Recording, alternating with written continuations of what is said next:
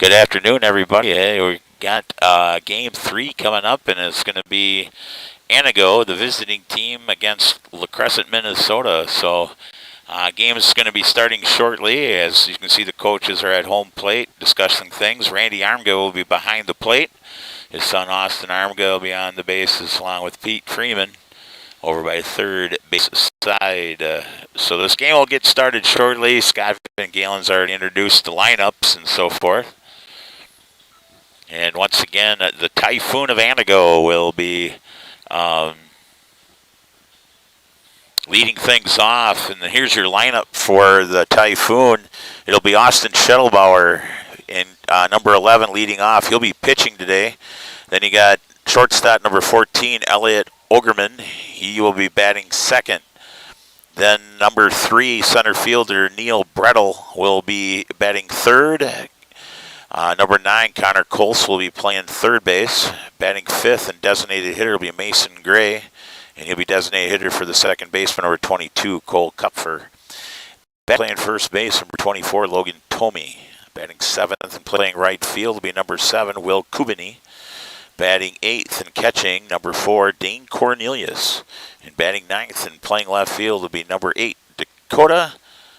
Now I got to check out my hieroglyphics. This is Matuszewski. So, all right, there we go. So that's the starting lineup for the Antigo Typhoon out of post 3. Now I got LaCrescent, Minnesota. Their lineup will be number 8, center fielder Isaac Peterson. He'll be leading off. Batting second, number 29, second baseman Carson Poppy. Batting third and pitching, number 1, Mason Bills. Batting in the cleanup spot, it'll be first baseman number 49, Ryan Steffes. Batting fifth and catching number 37, Jack Welch. Batting sixth and playing right field, number 11, my favorite cow wrangler, Braden Abnett. Batting seventh and designated hitter number 20, Lucas Hafner. He'll be designated hitter for Sam Erpenbach, who will be at short today, number 24. Batting eighth, third baseman number 10, Zach Benson. And batting ninth, number 33, left fielder, Eli McCool. Eli McCool, favorite last name of our radio announcer, Steve Winterhack, who remembers his older brother back in the day. And so here we go. We'll be starting a little bit early. I know this one was scheduled at 3:45, but with looming weather in the area, we're going to try to get these things rolling. Because we still got one more game after this between Kaukauna and Waupun. We had to push everything back today due to the 5.5 inches of rain that fell last night here in Waupun for a total of over 8 inches in the past few days. So, and according to Scotty Van Galen, I was over listening to their conversation. We're supposed to get more tonight. So potential flood warnings tonight, was that, Scotty? Well, I suppose after the 5.5 inches we had today, if we get any more rain, it's going to make things a little crazy. And I was looking at it before over here. It's looking awful dark over there to the southeast. Yes. So hopefully, like I say, we can get this thing, in the words of the Manitowoc Minute, just get her moving. All right, looks like we're ready to go. And leading go. It'll be Austin Schettelbauer, your pitcher for today. And I believe it's LaCrescent is the Lancers? Yes, LaCrescent Lancers. Yes, you are correct. Dedicating their season to one of their fallen coaches, number 44. That was a nice piece of information the last time we were on. So, and we know something about that? Yeah, we know something about that over here. Our coach who got this program back on the map, Kevin DeBoer, that's why we have the number 6 in left center field. Passed away from lung cancer, stage 4 lung cancer. Didn't even smoke. All right, so I got some camera issues that I wasn't aware of. So it looks like to me somebody probably stepped over on my cord. So I'm going to have to run out center field and probably.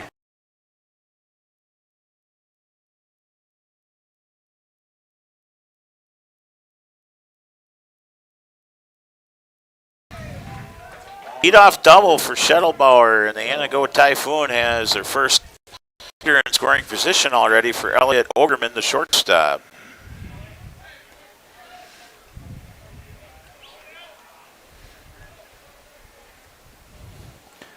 Just making sure, if can you just let us know for sure that you have sound? And again, I apologize.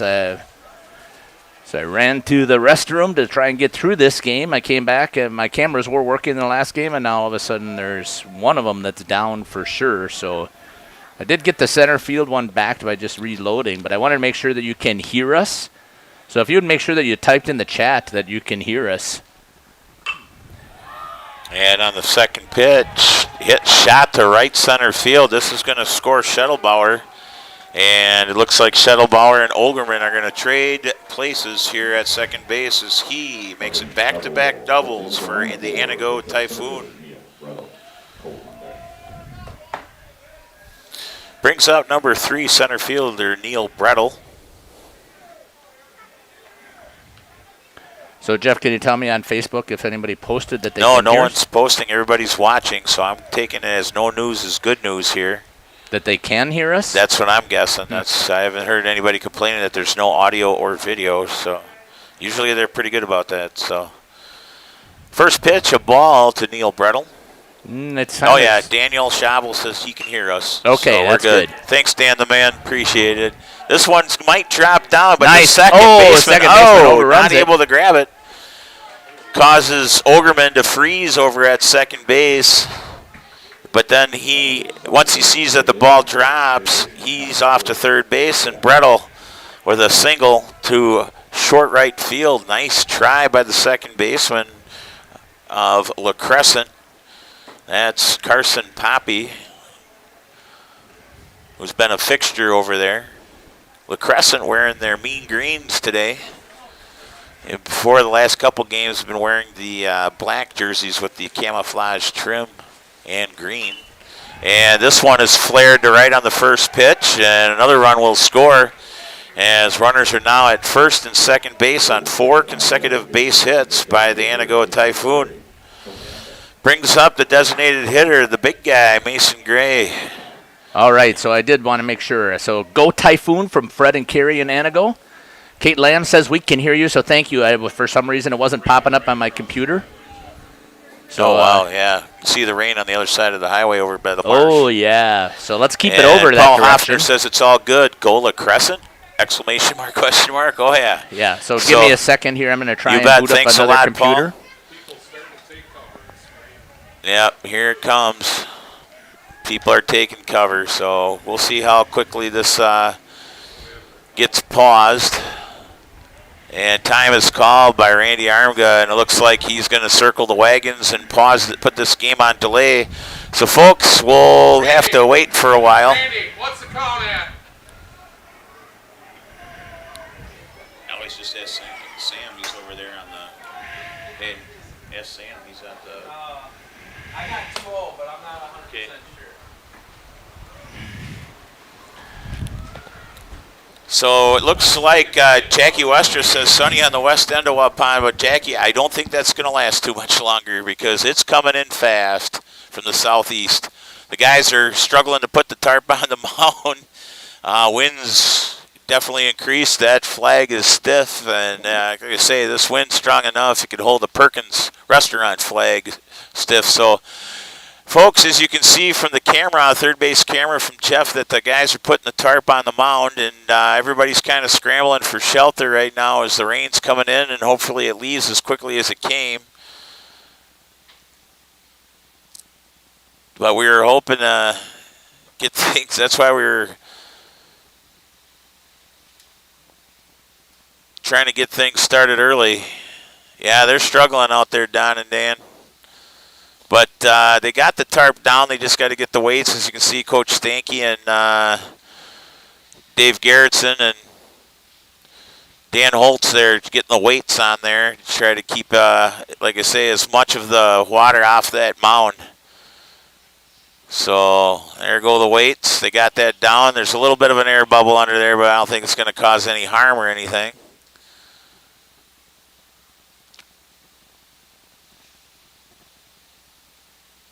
And guys got that down, so they're scrambling off the field here. Yeah, freaky fast, Dan. Yeah, Dan the Man Schabel, one of my favorite guys over at Jimmy John's. Yeah, saying that wasn't a freaky fast stolen base. That was just a freaky fast preparation to get that mound covered. So thanks, Dan. That was a little twist of humor there in this 4-0, or excuse me, 2-0 contest, not 4-0. There's 4 straight hits. But Antigo came out like wildfire here. The Typhoon, 2 doubles and 2 singles. Schettelbauer with a double, he scores. Ogerman with a double, he scores. Brettel with a single. He'll be standing on second when this game resumes, and Connor Colt's on first with a single. So, Colts had a single.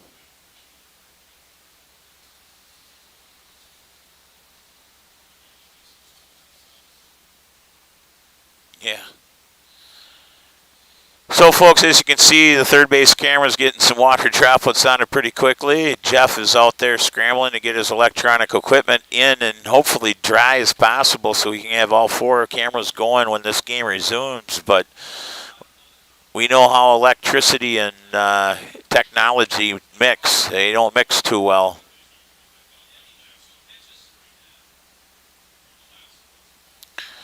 So good luck to Jeff Sauer, who's working his tail off this tournament by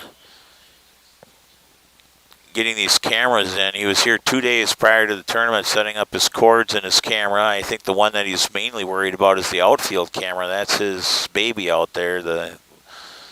He says that's his best camera out there. I don't see the four-wheeler heading out there quite yet, but I'm sure that's going to come soon. Still in the dugout here, what, on the third base side over there? So you're probably in a little bit, because right now I see the Facebook feed has the third base. Oh, it has the outfield camera. So it's good to see that it's still working. A couple water droplets on the lens. He's in the third base dugout right now, getting that camera taken care of. Obviously, that's the direction the wind is going, towards the third base dugout. So it makes perfect sense to get that camera taken care of first. Then you'll probably head out to the outfield cam, which is what you're looking at right now. But we're on a rain delay right now. Antigo and LaCrescent. Antigo, the visiting team. LaCrescent, the home team. Antigo led things off with 4 straight hits, and right now lead 2-0 in the top of the first. No outs, runners on first and second. Your pitcher for LaCrescent is Mason Bills, and your pitcher for Antigo is Austin Schettelbauer. So those are your 2 pitchers, folks, that are just hopping on. So, see in the chat from Katie Lamb, she just says thanks. And then Carolyn Johansson, she said, or Johnson, she just said, yes, from Carrie, we can hear you. Thank you. Appreciate that. You can still hear me. I don't know if that's a good thing or not. So, but, no, like I say, Jeff's pretty passionate about this live stream. He helped out the high school all spring by doing live streams on both home and away games. He does this because his son, Caleb Sauer, he's one that graduated a couple years ago, was part of the 2018-2019 post-210 team that went to the Central Plains tournament and ended up placing 3rd, I think, both times. And then my boys were involved in, well, actually my youngest son was involved in the Central Plains Regional Tournament in 2013 and 14 in Pratt, Kansas, and in Millbank, South Dakota.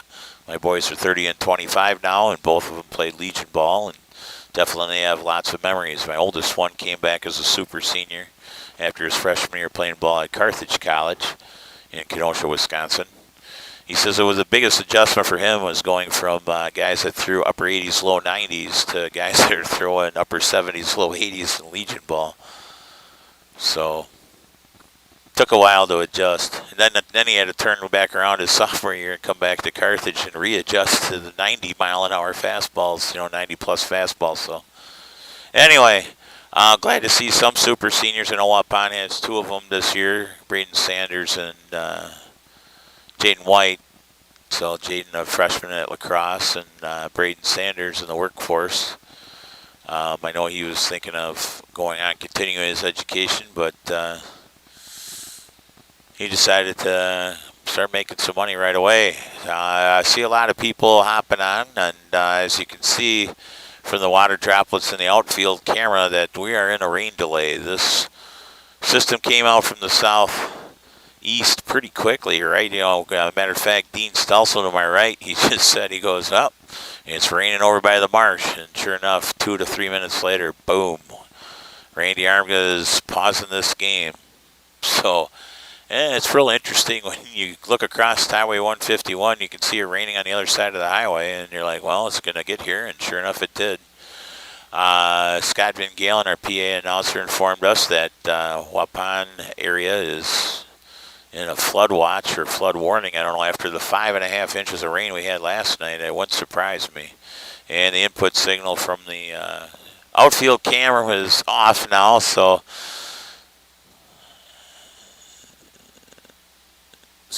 needless to say, the wind and rain is now decided to, yep. So input signal out from the outfield camera.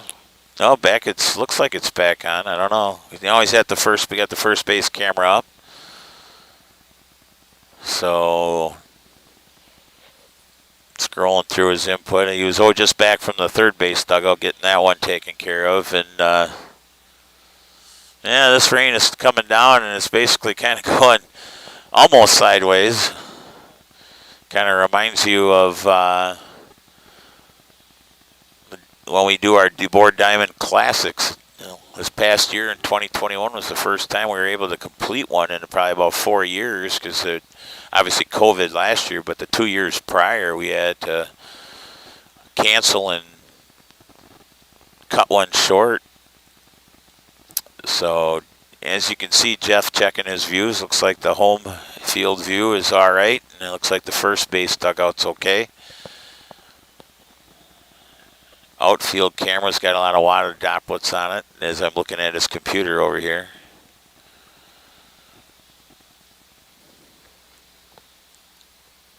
Appreciate your patience for those that are staying on right now.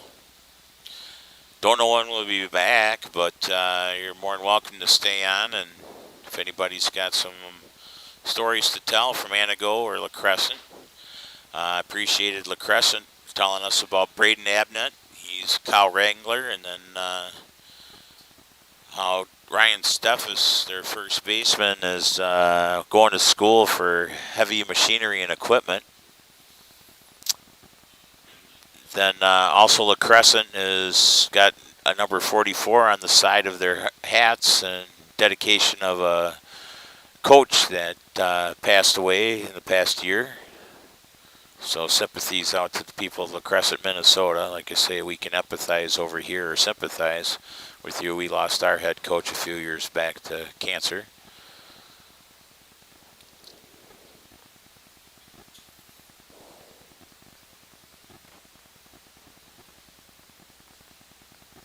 Little story about Kevin DeBoer. When we were in state in Viroqua, they had cameras next to the dugouts on the first and third base side, and Kevin DeBoer he'd get up and hang onto the fence during the game. And when we had a close game with Viroqua that we ended up winning, I know their first base camera, the technology people think came over probably about 4 or 5 times.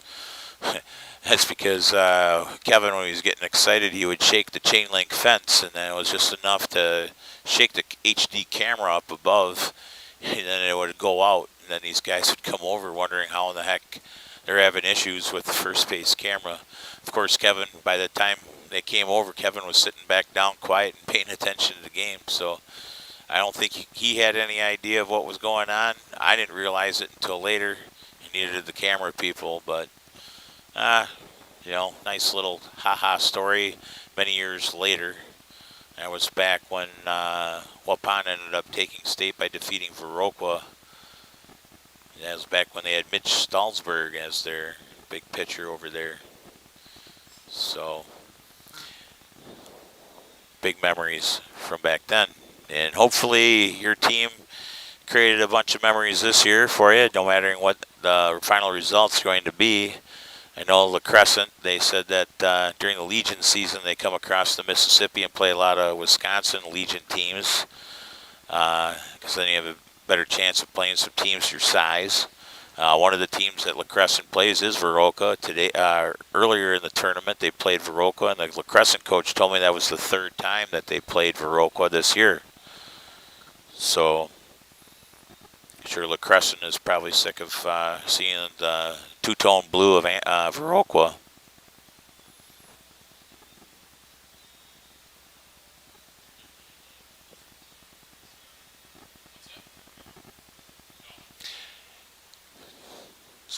Can I say, Dino, if I give you $5, can you give me a hamburger with everything on it and Diet Pepsi?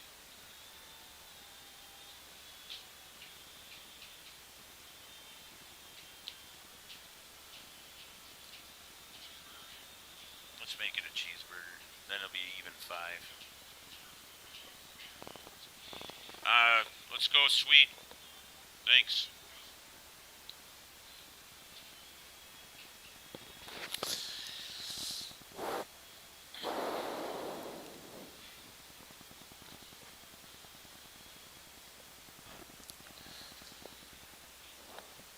It's looking a lot brighter now to the southeast, so hopefully it won't take long to get things rocking and rolling again.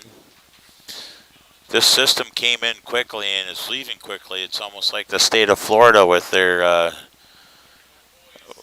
thunderstorms on there. And thanks, Kate. Yeah, we do love our field here. The field is a beautiful field. It helps that we have the sport turf out here, and it doesn't go to grass until you go just beyond the infield. And obviously, the rain we've gotten over the past few days, it's definitely greened up the lawn. But we got a lot of volunteers, as you know. You want to make your program go, you got to have a lot of people that are more than willing to step forward and help. And that's, like I say, definitely a reflection of both teams here right now playing Antigo and LaCrescent.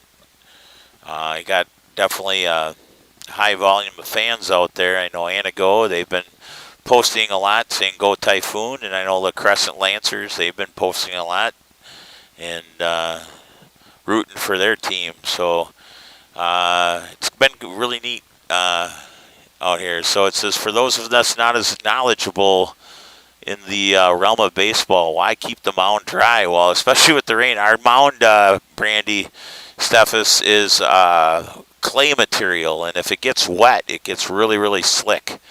And that was evident yesterday as a couple teams were playing in the rain, and a lot of the pitchers, they're even with the cleat cleaner in the back of the mound, they still struggled to keep the clay off of their cleats. It sticks. My youngest son, he didn't care for pitching even when it was a light rain because that clay would get slick. They tried to modify it a little bit with some other material along with the clay. That's why it's a lighter color than everything else. It used to be about the same color. But yeah, you got to cover the mound, otherwise that clay gets wet and slick. If anybody's ever worked with clay, a lot of times when they're making pots and stuff, you add a little water to it so it helps it, whatever you're making, mold a little bit better. So, great question, Brandy.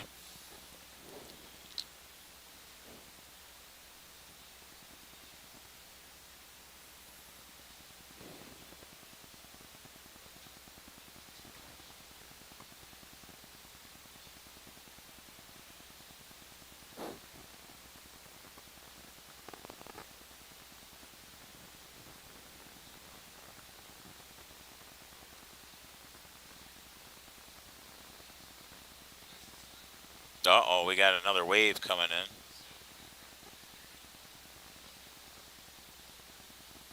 I think that's why they chose not to they were ready to take the tarp off, and then I think they looked across the highway and saw that another wave of rain was coming, so.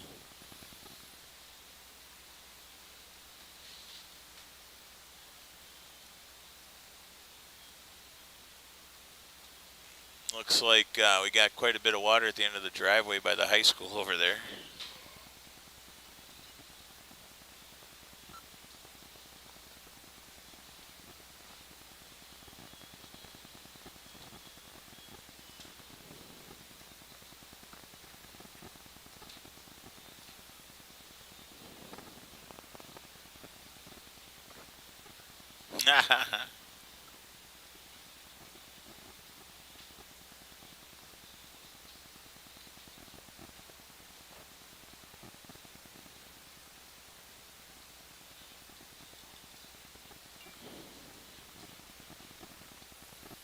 now. Yeah, severe thunderstorm watch issues for parts of southeast Wisconsin now. It just popped up.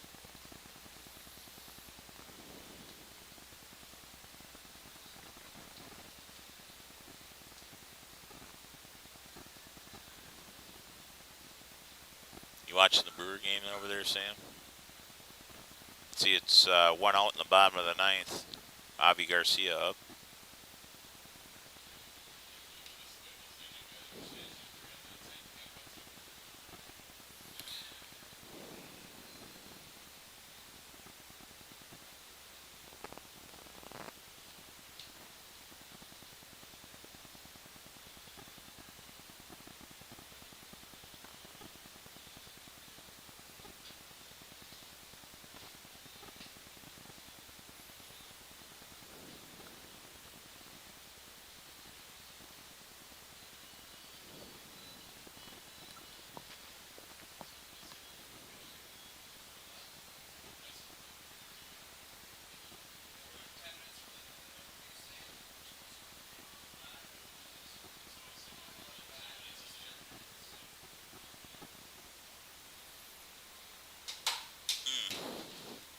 Good, get the rebound. There we go.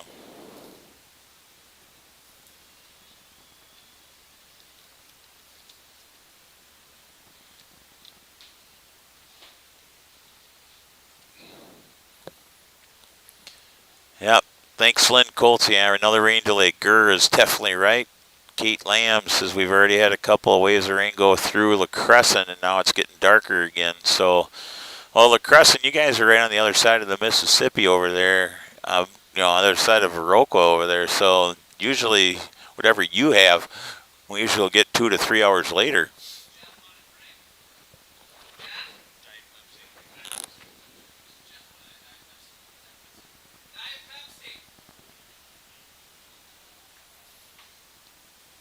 He's probably disappointed it wasn't a Busch Light, but 0 calories in a Diet Pepsi.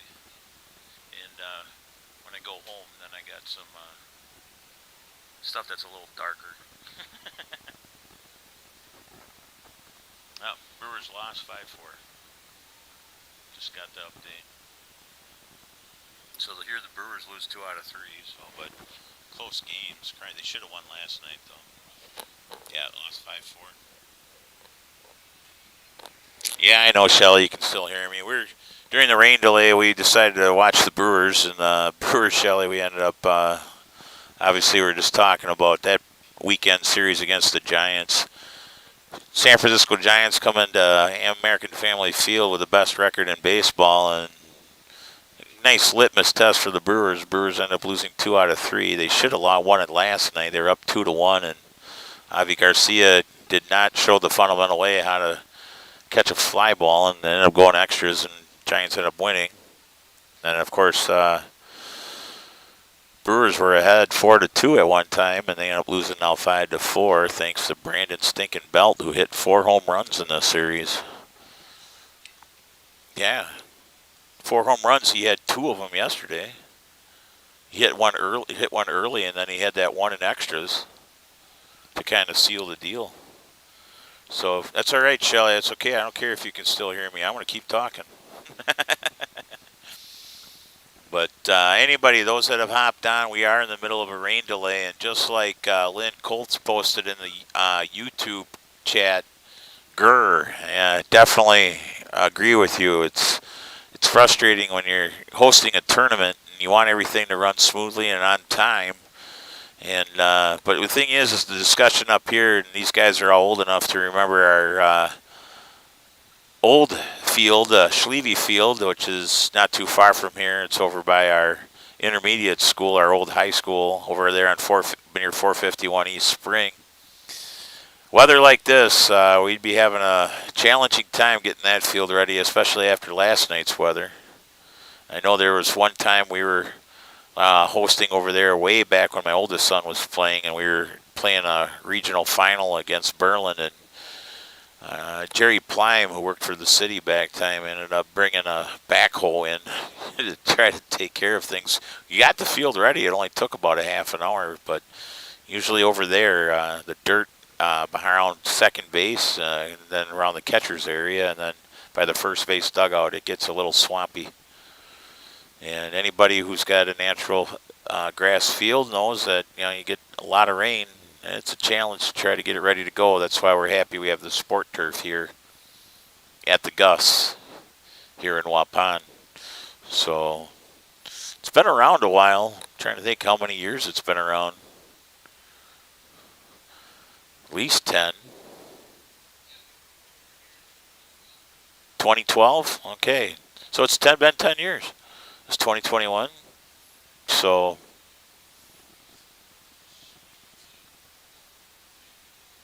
yeah, Schlevy now, as I call it, the best JV field in the state.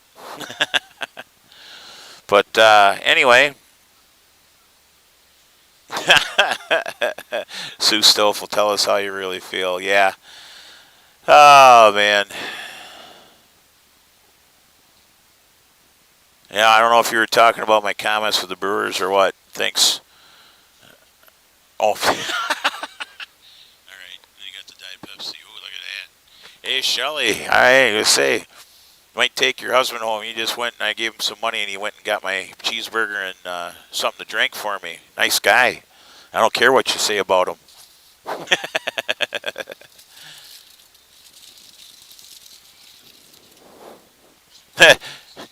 Yeah, he thinks, yeah. Dean just said, he goes, I don't think Shelly cares what you say about me. There's a couple that's been married a while. They don't care what they say.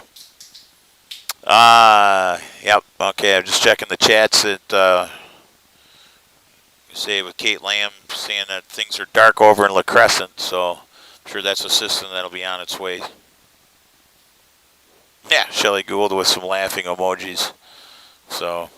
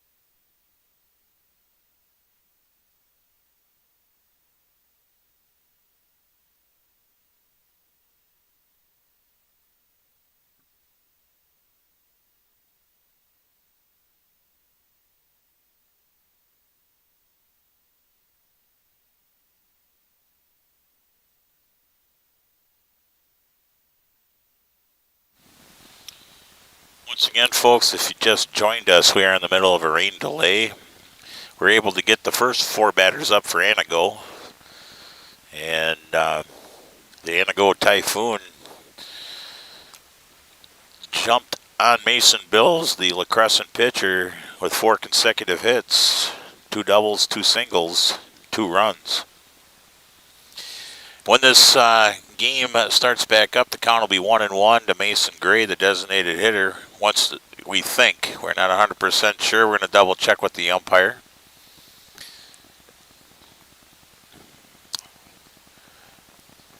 Kind of see off to the side over here, LaCrescent trying to get some throws in and so forth, and having a little fun off on the side while wait for the rain to cease or at least lighten up enough that they can get started again.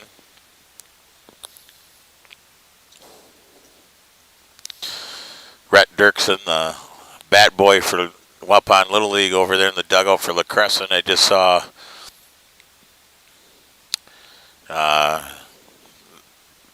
LaCrescent's big guy, Ryan Steffes, over there kind of messing around with him and was threatening to give Rhett the old RKO move, the old big old WWE move. But Rhett's having a good time, and it looks like LaCrescent's enjoyed his presence in the dugout as a bat boy. Running around, getting involved in the warm-ups. Rhett right now is talking to his numerical counterpart, number 2 here from LaCrescent. Jack Welch. No, excuse me, Jack Welch is 37. Trying to find out who number 2 is for LaCrescent. Can't find my program. Glad to hear from Queen Jenna, who's definitely can tell the sky's getting darker, and then Bill Herman, who says watching. Number 2? Okay. But I guess I know my boys when they played Legion Ball, and they played in the Central Plains tournament. I know in Millbank they had a bat boy that was there for every game. They enjoyed him having him in the dugout. He was a hard worker and just a fun kid to be around. And I think the thing is Rhett, they even gave him a jersey. He's wearing the black with camouflage trim. He's pitching from the stretch right now. And having a little fun over there on the side by the first base coaching box. Waupun Little League player has an Antigo jersey out there. Number 22, he's over at second base. He's playing catch. Caden Forrest, another little leaguer. But like I said, we're just waiting for the rain to either slow way down or stop. Paul Hafner, thanks for the compliments. Says we were there yesterday and our bat boy is the best. Thanks, Paul. And the best in all caps and a bunch of exclamation marks. So definitely puts your bad boy in first place.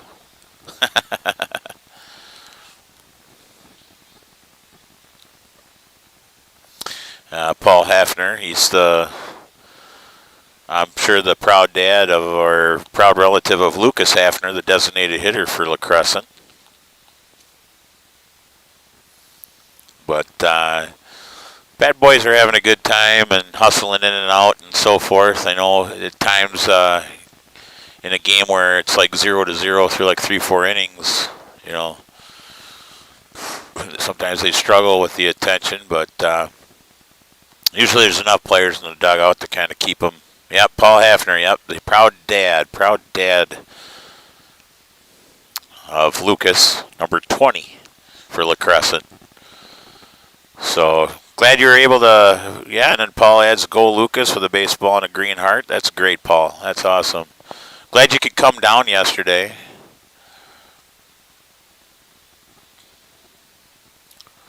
LaCrescent falling a tough game of the first day to Viroqua, 4-2. And then on Saturday, LaCrescent ended up losing to Wahpeton 9-1. So LaCrescent looking for their first W of the tournament. Right now down 2-0 to Antigo. The runner-up, double A champ, state champ of Wisconsin. They lost to Kaukauna 6-5 in their final. So post 3 of Antigo looking for a little redemption in this tournament. Oh, Paul, we really appreciate streaming this. Thank you. And he says town and the facilities are awesome. So I'm hoping, Paul, you're able to drive around our town and check out places and so forth. So I know, like, we've been a little bit spoiled now with the restaurants that are moving close into by the highway over there, the Subways, the Jimmy John's, the Domino's, and Taco Bell and stuff. But I like going a little farther down the frontage road. There's a local pizza joint, Tony's Pizza. The family's from Sicily, Italy, and a lot of people complain that their pizza's too cheesy, but I love it.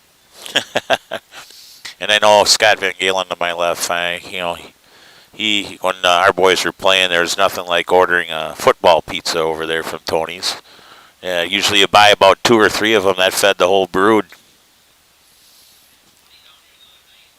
Oh, the other night, yeah, it was during the home run derby. Sam Lenz, one of the assistant coaches for the West Pond Legion, said that they had 20 football pizzas from Tony's down here, and I'm sure the kids couldn't stand any of it.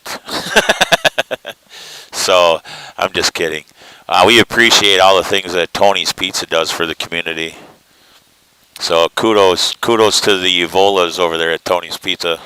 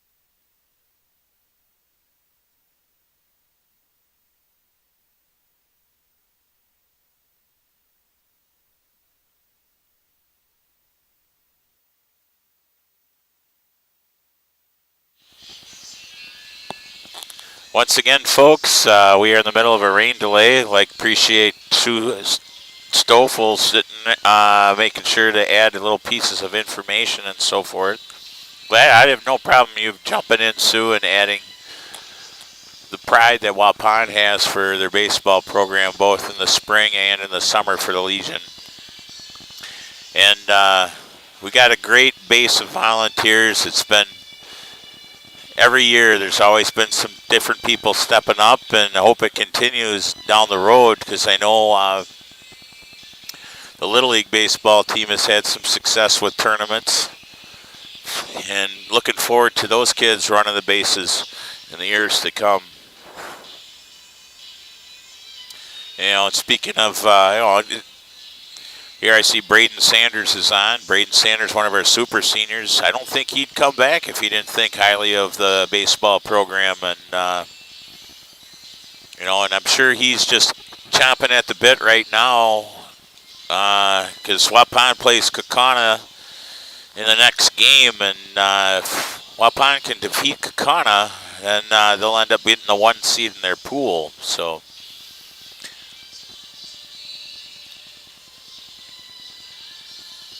good luck to Post 210 as they'll face the Kaukauna Angels after this game if this ever continues. Once again, we're in a rain delay. It's Antigo versus LaCrescent out of Minnesota. We are in the top of the second inning. It's 2-0 already. Looks like Dan Holtz, one of our volunteers, is heading out to the mound. I think what they're going to do is, even though it's raining, it's lightened up enough that they're going to try sweeping it off and getting things started again.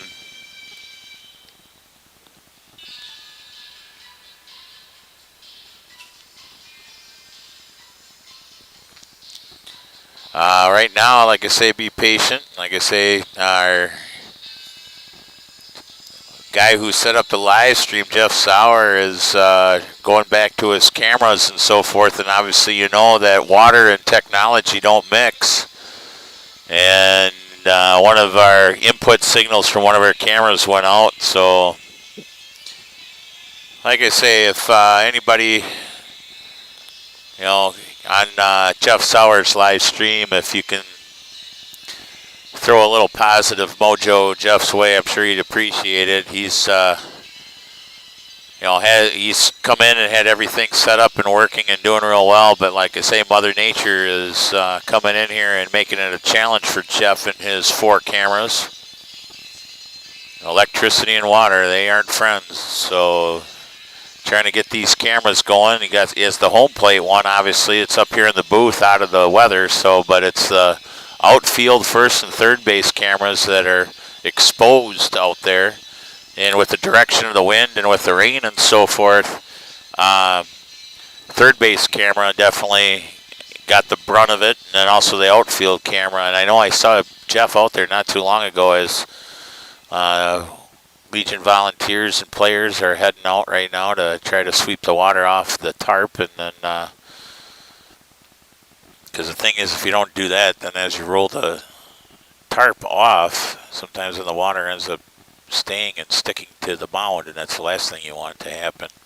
So for the safety of the guys that are pitching, you don't want that clay to get wet, otherwise it gets slick. You don't need anybody doing anything to an ankle or a knee or a hip or anything.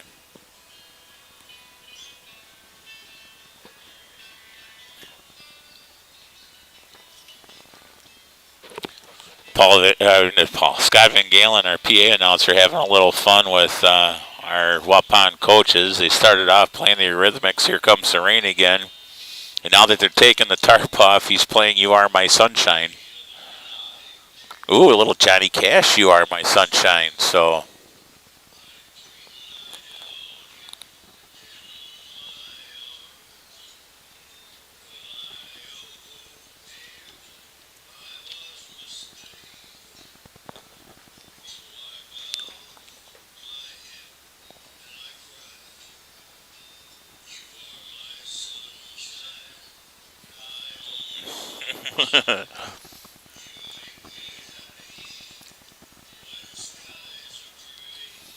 So we're hoping that the sunshine can make everybody happy here, as it looks like it's brightening up and the sun's trying to battle the clouds here. So right now I see the Antigo team now out of the dugout and hoping that they can start back up again. See Mason Bills over there warming back up. So must mean that it won't be long before we get back to action. Jeff Sauer's got the home camera ready and working. Now he's going to try to get the third base camera going so that when he comes back up here, so if you hear him huffing and puffing and sounding a little ornery, you'll understand why.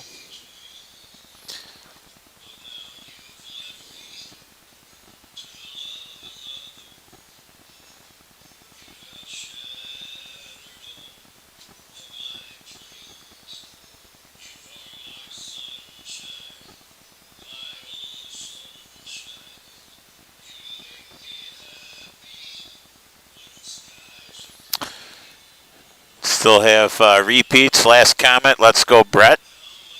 So I'm sure he's cheering on Neil Brettel. And Paul Hafner, thanks for working hard, Jeff. Appreciate it. I'll pass the word on to the other Jeff, Paul. Logan Deering, who just popped on, who's winning right now. We are in a rain delay in the top of the first. Antigo leading 2-0 over LaCrescent. So thing is usually in the upper left-hand corner, Logan, there should be a small little scoreboard in the upper left. And because Jeff, with his outfield camera, somehow has it connected with the scoreboard so you can put that on there. So let me know if that scoreboard isn't or is working. So appreciate it. See Shar Campos popping on here. Addie Morilla, that's good. Or unless it's Marilla, I don't know. Well, hello to Jerry Gabriel and Grace Fleischman and Kim Kupfer.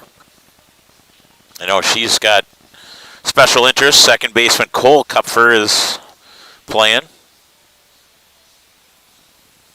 He's the second baseman for Antigo. So I see the viewership's up now from 13 to 22. So word must be getting around that we're looking like getting close to playing ball. As you can see, the tarp is off of the mound, and Dan Holtz is continuing to sweep around the mound to try to keep the water away. Looks like a little bit of the mound got into the turf, so trying to spread that a little bit evenly into the turf so it doesn't affect play much. Got Bob Spanbauer, one of the assistant coaches of the Legion, talking to the Antigo coach out there. Got one of the umpires behind Bob, and John Sauer, one of our volunteers. His son, Evan Sauer, the catcher.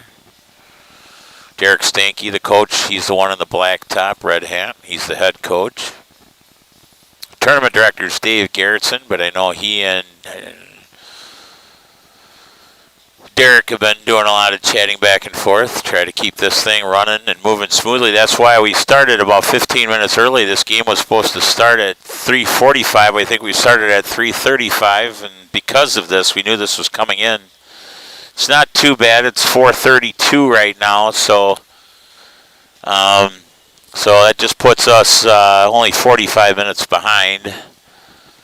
So we'll get big things started in a little bit. And Donnie Strobel, he's watching and saying, "Go Typhoon." Somebody Scott knows, Trisha Van Galen Beer, she just popped on. She's going to be watching. And this other guy, Erwin Van Galen, mysteriously pops on again. Hello to Jerry Gabriel. So it looks like the sun is shining a little bit, hopefully for a little bit longer than 5 minutes. Looks like number 9, Connor Colts, getting back in the batter's box and dreaming of that long ball. Next time he's up, right now he'll be over at first base when this game recommences. Neil Brettel over at second. Austin Schettelbauer and Elliot Ogerman both that hit doubles. They've already scored, and they're responsible for the 2 runs in the top of the first inning for the Typhoon. LaCrescent hasn't batted yet. So, and if you can see out in left center field, you can see Jeff Sauer on his four-wheeler heading out to the outfield cam. That's his baby. He's going to check on that camera. He's hoping that's still working. So, no, he's backing up a little bit. I don't know. We'll see. You might have to go around. There's probably some, just a little bit of water out there. Oh, I see what he did. He was checking out. That's why the camera probably went out. You see over at right next to one of the banners, he had to reconnect some cords. You would have had this camera right behind the 365 mark in center field, but he said he didn't have an extra 100 feet of cord. So, like I say, I appreciate what Jeff has done and able to do this live stream here, both on YouTube and then on Facebook on Waupun Baseball Video live stream, and then on YouTube on Jeff's live streams. Jeff is, like I say, he did this for the high school this past spring, and then also for the Legion during the regional and state tournaments. So it was nice to have him pop on and provide us some visuals to the game. Also, it was real nice how he and Steve Winterhack were able to work together, connect their soundboards. So like when Steve is broadcasting for Waupun through the Source or through AM 1170, our local radio stations, people from Waupun can listen to him. In Wahpeton, had a situation where their radio broadcaster fell ill, so they asked Steve if he'd be willing to broadcast for them. And, yeah, Randy just signaled up to the booth. It'll be a 1-1 count to Mason Gray when he steps into the box. So, looks like we'll be getting started. I see Randy's son, Austin, heading on over to third base. Umpires out there in their traditional baby blues.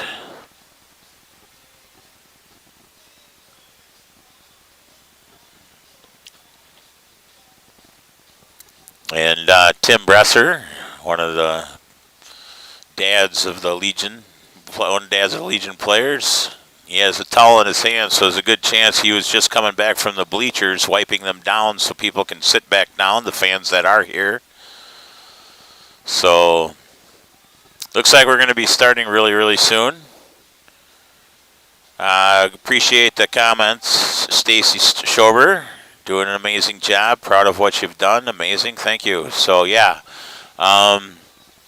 Jeff's making my job easy. He just gives me headphones and you know, all I do is I get a scorebook, the starting lineups, and away we roll. Got a lot of people up here that do a good job. We got Sam Lenz. He's on Game Changer. So if you go to the Central Plains 2021, trying to think what he's got it named or whatever, but okay, 2021 Central Plains Tournament on Game Changer. So if you want to kind of follow the play-by-play or the stats or something, log in as a fan and you can follow your team. And the Mean Green are the Lancers of LaCrescent heading out to the field now, getting their warm-ups in. As they run out there, I don't know, the smell of icy hot permeates the air, or biofreeze. So, I don't know, I caught a whiff through the windows.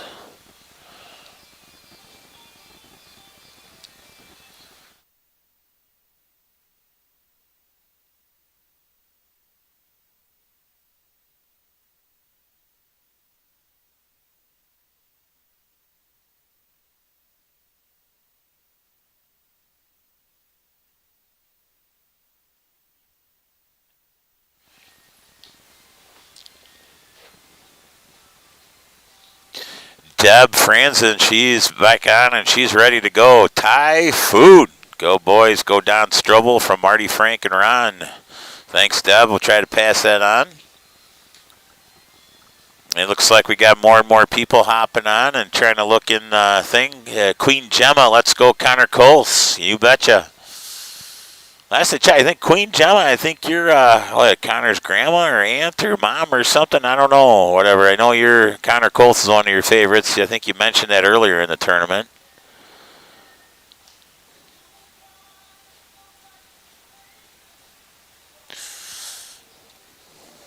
All I know is if Antigo wins, I got to get Connor on for the post-game interview. So look and say, and when I address him, repeats, I'll call him Conman69 on Instagram there. I was going to say, is that his gamer tag too?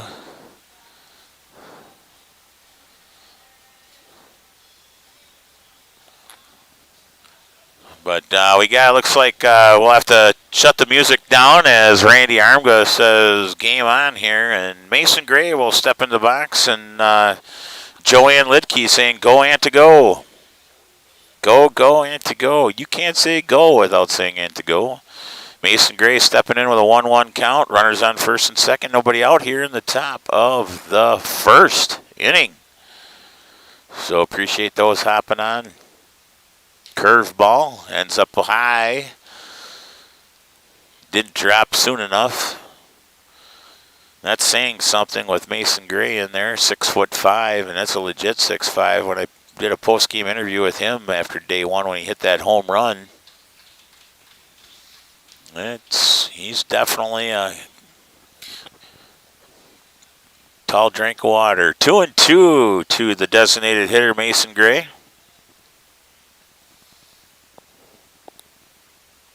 The pitch from Bills. This one just outside.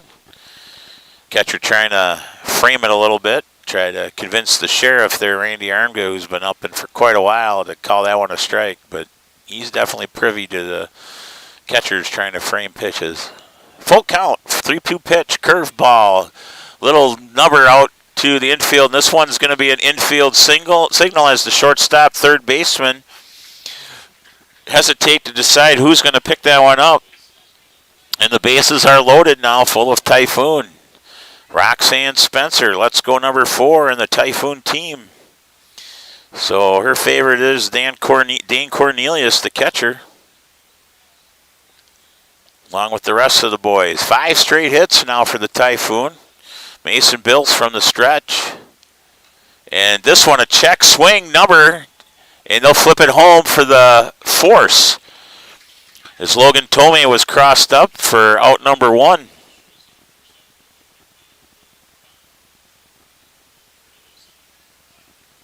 Bases remain loaded, full of Typhoon. We got one down here in the top of the first. Your score remains 2-0 Typhoon. Post 3 out of Antigo with an early lead here. LaCrescent still has yet to come up to bat, but seems like our games, we've had some early scoring and then everybody settles down and it creates an exciting game. Our last 2 games have gone 8 innings. 1 extra inning as Will Kubany, the Coobs, fouls out to the first baseman for out number 2. So brings up Roxanne's favorite player, Dane Cornelius, the catcher.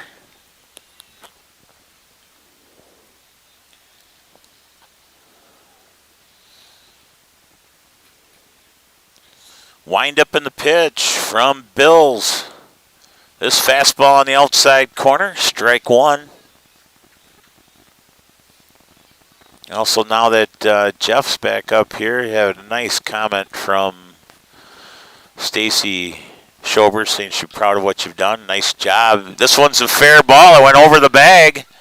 And Antigo is going to be running away here. And 2 runs will come across.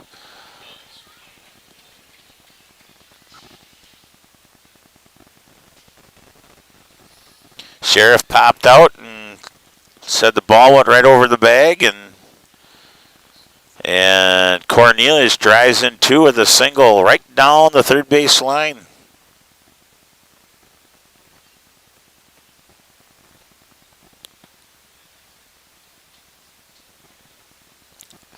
Score now 4-0 Antigo. Coach from LaCrescent not happy with the call. Courtesy runner coming in for the catcher, number 28.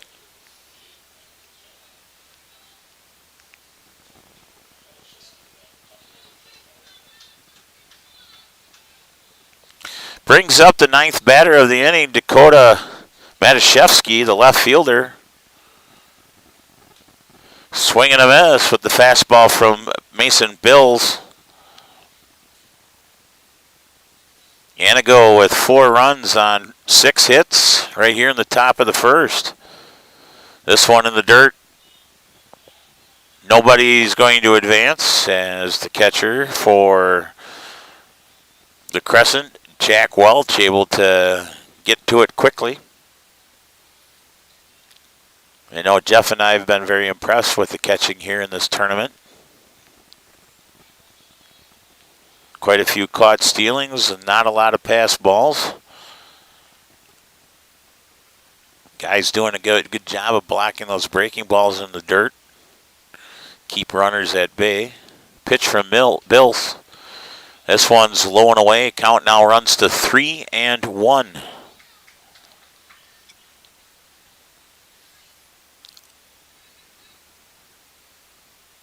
See if Bills can battle back here. This pitch right on the corner. Matashevsky didn't care for that one. He thought he was heading down 90 feet to first base, but that was a tailing fastball. That came in back over the outside corner. So nice movement by Bills on that fastball. Count is now full, 3-2, 2 outs, payoff pitch coming. Fastball in on the hands, and Bills take this one himself as the first baseman was off the bag. So this one will go one unassisted, or pitcher unassisted, for the third out. And Antigo sends up 9 batters, 4 runs, 6 hits, and they leave 2. And at the end of 1/2 inning, it's the Typhoon 4, and the Lancers coming to bat.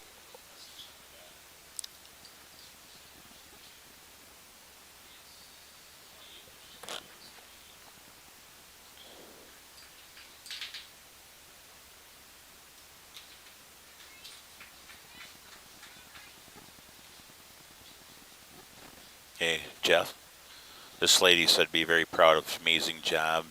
And then this other guy said tell the other Jeff. I'm trying to look where it is. Yeah, right here. Paul Hoffner says thanks for working real hard to do this. He really appreciates it. So.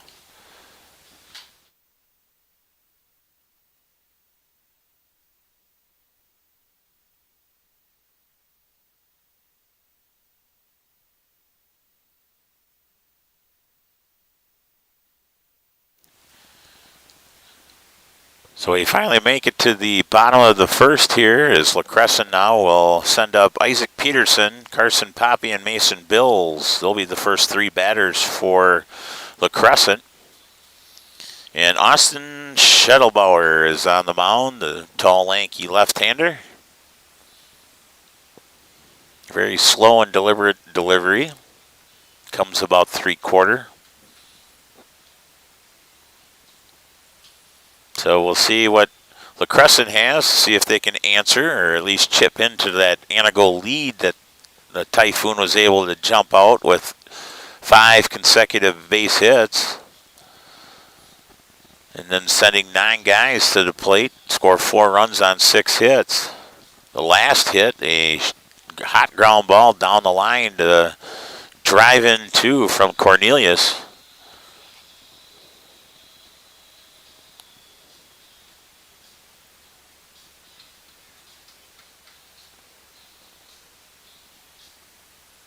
So once again, leading things off for LaCrescent will be number 8, the center fielder, Isaac Peterson. Got Kim Pecor out there cheering, let's go Antigo. And the pitch from Schettelbauer, a fastball outside for ball 1.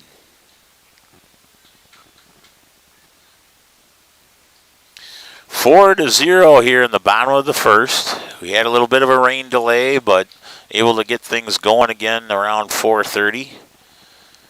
After starting this 10 minutes early at 3:35 because we knew this weather system would be coming through, and This fastball tails and tickles the outside corner, and this count is now 1-2.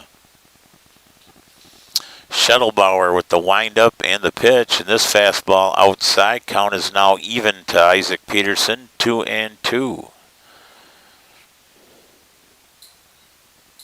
4-0 here in the bottom of the first. Peterson, your first batter for LaCrescent, rips one down the line. Backhand stab, and wasn't able to throw out Peterson as he was able to hustle down the line for an infield single.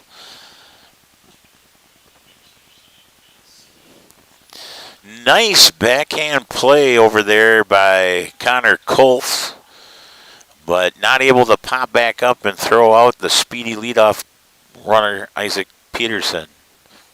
Brings up Carson Poppy, a staple at second base for LaCrescent. Looks at the first pitch, a fastball knee high, right down the middle. 0-1.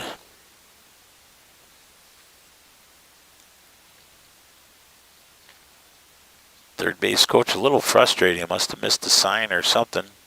Next pitch to Poppy, a little dribbler back up the middle. Hard to handle by Schettelbauer, but he's able to recover and flip it over to first base to retire Poppy for out number one.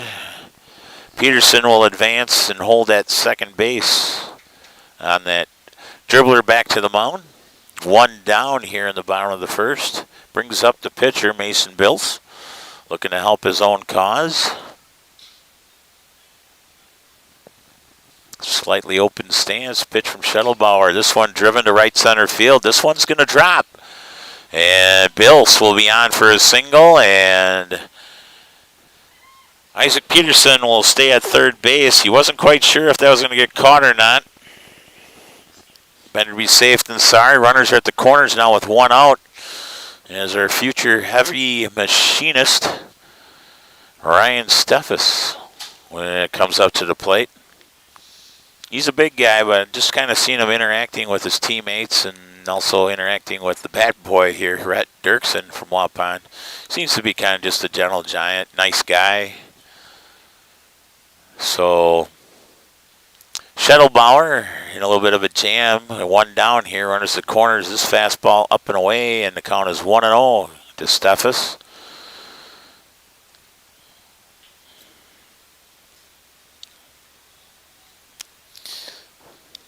He's been a consistent figure over at the first base position for LaCrescent.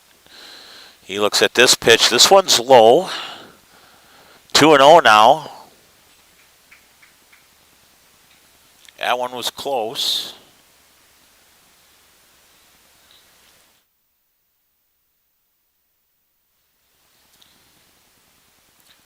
Next pitch in the dirt. This one's 3-0. So be curious to see. They're down 4-0. I don't think you're going to give the green light to Steffes on this one. Anyway, to get runners on. And sure enough, he takes this one, and it's 3-1. You got to figure you got Jack Walsh and Braden Abnett that have been doing well this tournament behind you. So if you can get on base, potential RBIs out there for their catcher and right fielder.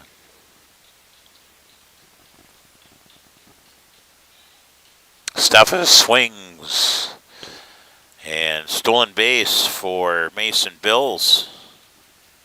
Count now runs full, 3-2 to Steffes. And that was a Jimmy John's freaky fast steal.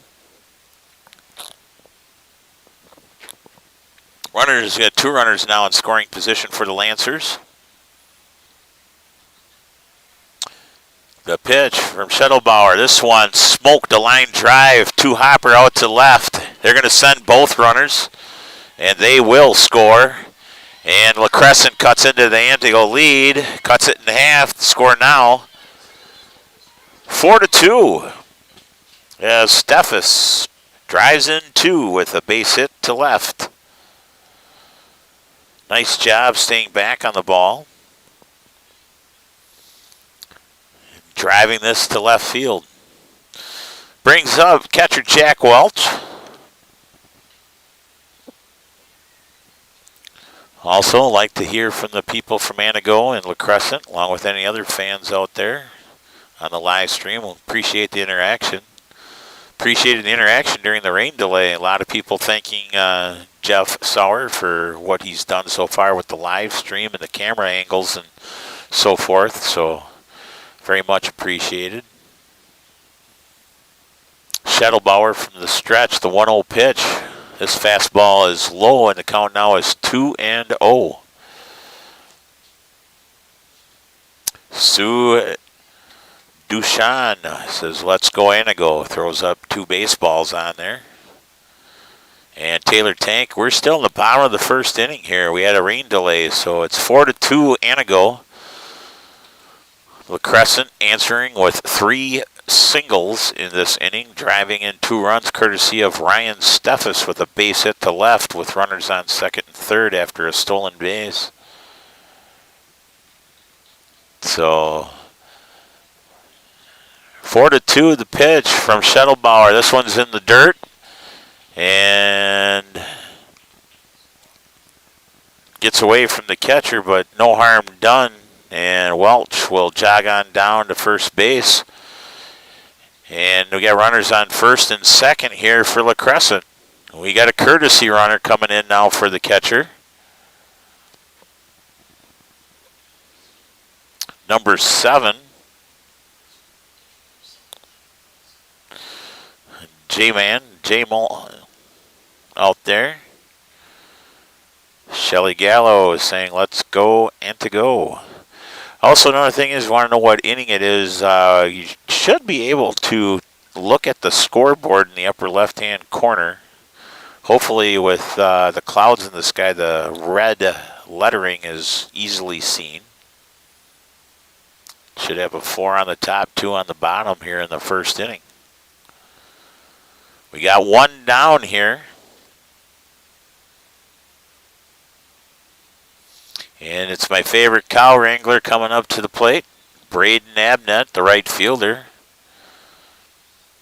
I made the mistake of day 1 saying he looks like a basketball player, an outside hitter for volleyball, but oh heck no. Mr. Abnett flies on the to the right fielder on the first pitch. Nobody's going to tag. And we have 2 down here in the bottom of the first.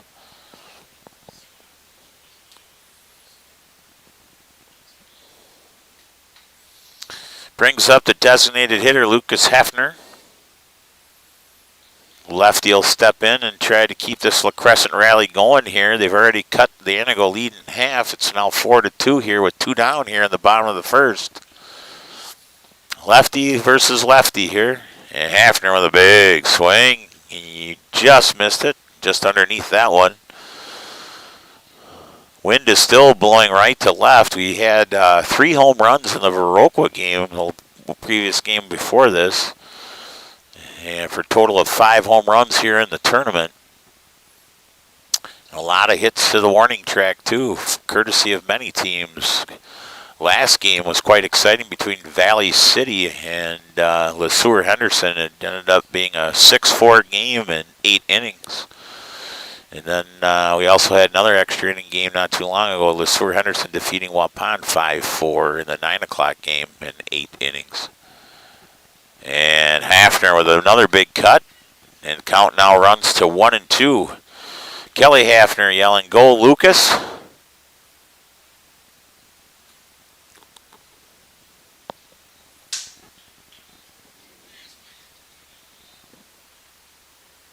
Somebody throwing something out here at the booth. I don't know. And this ground ball to the first baseman. He'll take it himself, and that'll end the LaCrescent half of the first. They get 2 runs on 3 hits. They leave 2, and at the end of 1 complete, the score now is Antigo 4, LaCrescent 2.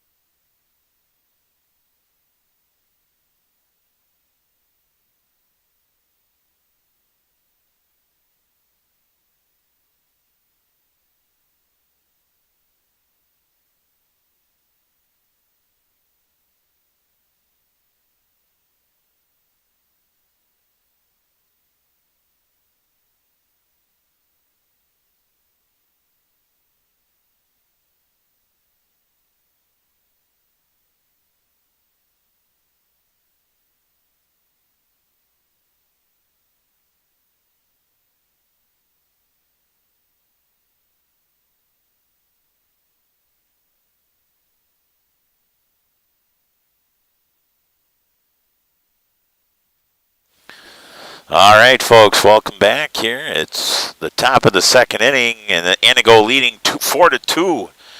So a lot of excitement already, and we got the top of the lineup. It's Austin Schettelbauer, the pitcher, hoping to help his own cause. He hit a double the last time and scored back in inning 1. Takes a look at a curveball from Mason Bills for strike 1. We had a game similar to this where it was 5-3 after 2, but then the pitcher settled down a little bit. And Schettelbauer grounds one straight back to Bills, and he'll throw over to first for out number 1.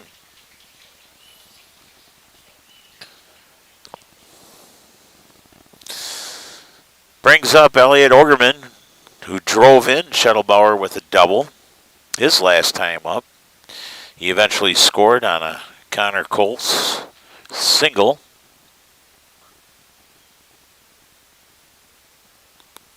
And he looks at the first pitch for a strike. Elliott didn't care for that one. Thought that one was a little low, but... And this one outside. Your catcher, Jack Welch, trying to take the glove and swipe it back to the left to frame it. Didn't get the call. Count is now 1-1. This curveball bends in and tickles the inside corner. Counts now 1-2. Those are tough curveballs. They're like right at your shoulder, and you think it's going to be inside, and then it breaks at the last second right on the inside corner. And this curveball lifted to center field. And it'll be Isaac Peterson camping under that one for out number 2. So as quickly as Antigo struck in inning number 1 with 4 runs and sending 9 guys to the plate, now it's 2 up and 2 down right now to start their half of the second. Bring up Neil Brettel, who has some fans back over there in Antigo who are on the chat. Like to appreciate the people. I've been pronouncing his last name Bradel for the last couple of days, so someone gave me the phonetic Brett L. As he swings through a curveball from Bills. Just missed that one. I don't think Brettel's going to need a chiropractor after that swing. And he swings that through a fastball. Count now quickly 1-2 to the post 3 Typhoon, Neil Brettel, center fielder today. Pitch from Bills. This fastball gets poked to the right side. This one's going to land just short of the bullpen over there on the LaCrescent side as Rhett Dirksen pops out of the dugout. He may be small, but he's quick. He had his brother Landon Dirksen in 6th grade this past year. A lot of 6th grade boys say he's one of the fastest ones in his grade. Sure is the same thing for Rhett. Don't know what grade Rhett's going into yet, but I'm sure I'll get Thunder soon. Also a little comment from Elizabeth Perez. Gracias por la propuesta. Me hizo muy feliz. Por supuesto que puedes ayudarme con solo aceptar mi donación se trata de. So I don't know what we're talking about. If you're talking about donations and stuff like that, I'm sorry, we aren't do this. We're just doing, so anyway, Neil Brettel ends up getting out to end the Antigo half of the third. So no runs, no hits, nobody left, and at the end of 1.5, it is 4-2 Antigo. Is there any way that you can delete her from the Facebook chat? I mean, she's looks like trying to sell some things. Looks like.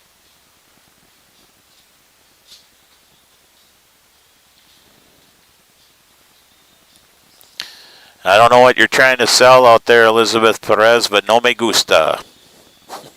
We're here to watch baseball.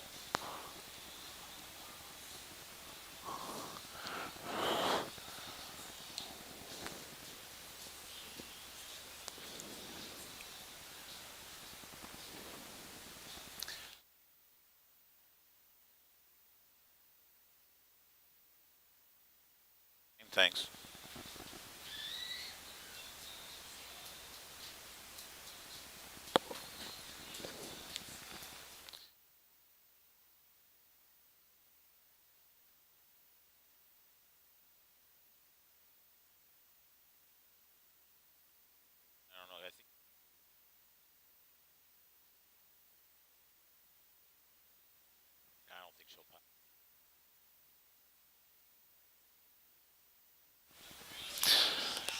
All right. All right, we are in the bottom of the second inning. LaCrescent sending up Zach Benson, the third baseman. He looks at the first pitch, low and outside for ball one. Yeah, I know, Paul. I would say I'd have that same emoji too. I don't know what that was, but we deleted that comment from the chat. And on the second pitch, Zach drives a line drive to left field for a base hit, and LaCrescent has second consecutive inning the leadoff batter on base via base hit. When Isaac Peterson did that, he was able to score, so we'll see if Eli McCool can keep things going. I know this is our local radio station, Steve Winterhack's favorite name in the tournament, McCool. And he lays down a bunt. Third baseman will charge. Fire over to first, and they just get him by a half a step. So Eli McCool able to do what he's supposed to do by sacrificing. And we had a 5-3 put out. And that's one out here in the bottom of the second. Brings up the top of the lineup Isaac Peterson, who's 1 for 1 and 1 run scored as he hit a single and scored back in the first. Pitch from Schettelbauer, breaks inside, just misses.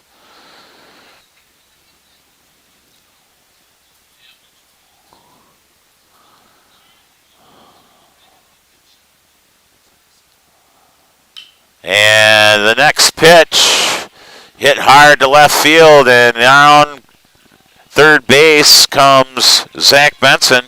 And LaCrescent now has cut this lead to 1, 4-3 as Peterson drives in a run with his second base hit of the ball game.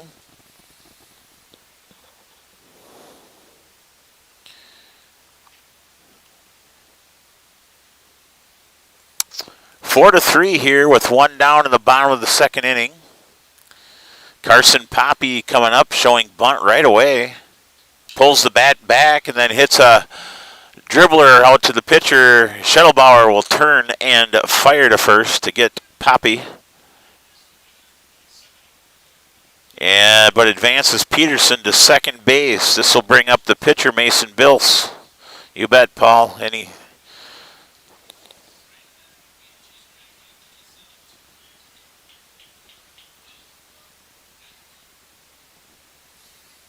Mason Bill coming up, trying to help his own cause here.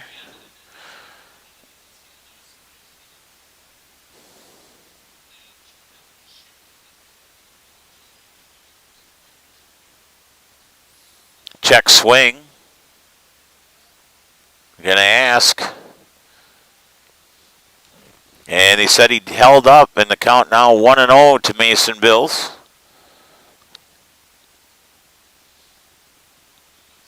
Scoreboard now moved to the upper right-hand corner now of your screen. I think that's what was happening. Some people couldn't see that as Mason Bill drives one to right field. Right fielder will camp under this for out number 3, but not before LaCrescent cuts into the Antigo lead with 1 run on 2 hits, and they leave 1. And at the end of 2 complete, your score is 4-3 Antigo.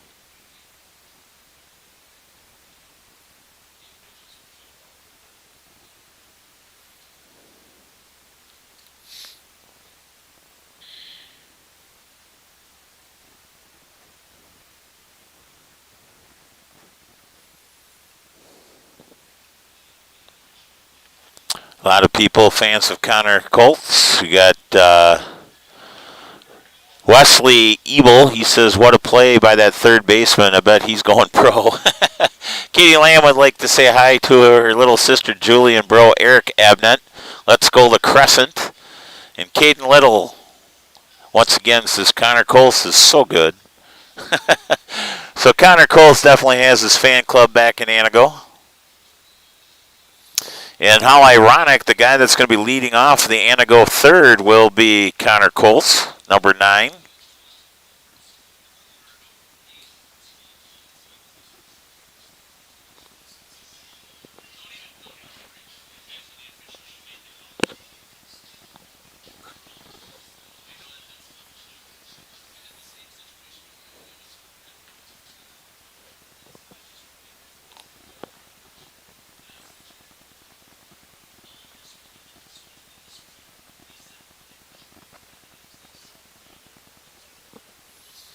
So once again, Connor Colt's coming up to the plate. He's got quite the fan club back there in Antigo. The con man, as he's got his tag there on Instagram, and a lot of people saying he's really good and going pro and so forth. So definitely looked at as he gets the pitch up and in. I already mentioned all those comments. Yeah. Yeah. As he hits a hard smash right past the pitcher, and Connor Colts is on for the second time with a base hit, the center field, his second hit of the ball game. And then Nevin Cornelius, little corn behind the plate. He's boss. So, yeah, Mr. Cornelius has been doing a good job for Antigo behind the bump, behind with putting on the armor as the designated hitter. Mason Gray just misses one and follows one straight back behind the backstop.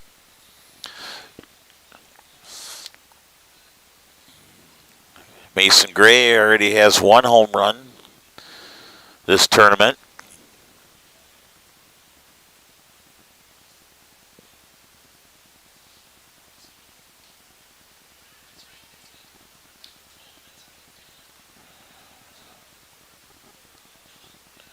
Now this fastball gets by Mr. Gray on this one. Count now 0-2 to the designated hitter. 4-3 here in the top of the third. We are in the Antigo half of the third. Antigo put 4 runs on the board in the top of the first. LaCrescent has answered since then with 2 runs in the bottom of the first and 1 in the bottom of the second. So we got a tight one again, 4-3, as Gray takes an 0-1-2 pitch, drives it to center field, and it gets over the center fielder's head. Connor Colts will be heading to third, and Gray will be standing up at second base. So one of those pitches that Mason Gray, he hit it, and the ball just kept carrying, and it made it to the warning track. So Mason Gray headed on over to the third base coach to give his batting gloves to him. Jogs back to second base, and Antigo threatening here in the top of the third with both runners in scoring position with nobody down. Brings up Logan Tomey, the first baseman.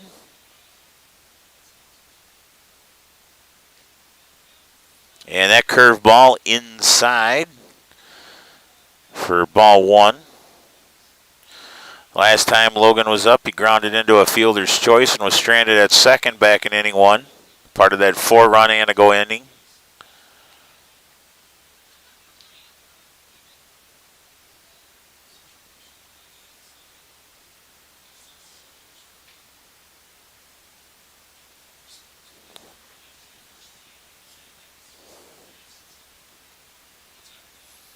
Curveball low and away by Bills.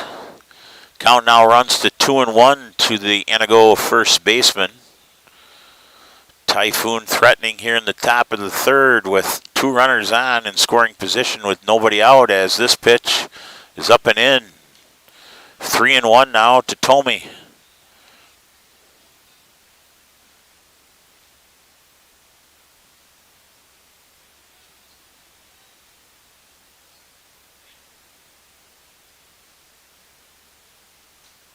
Swing and a miss by Tomey.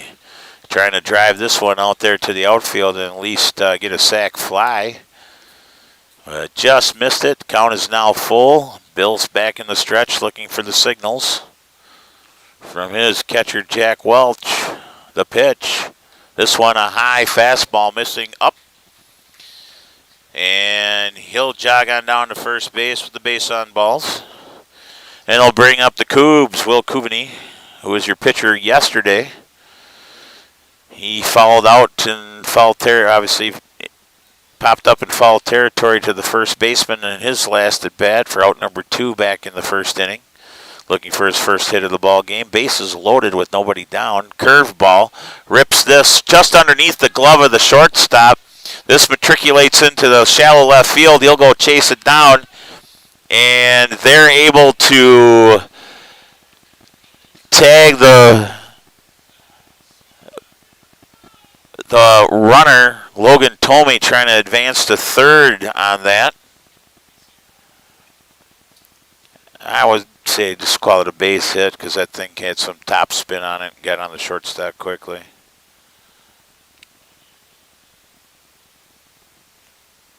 So 2 RBI for Coombs as he hit a hot grounder over there to the short. You're able to retire Tomei trying to advance to third on that play. He did try to be creative. He tried to be creative with his slide, but Austin Arm got right on the play.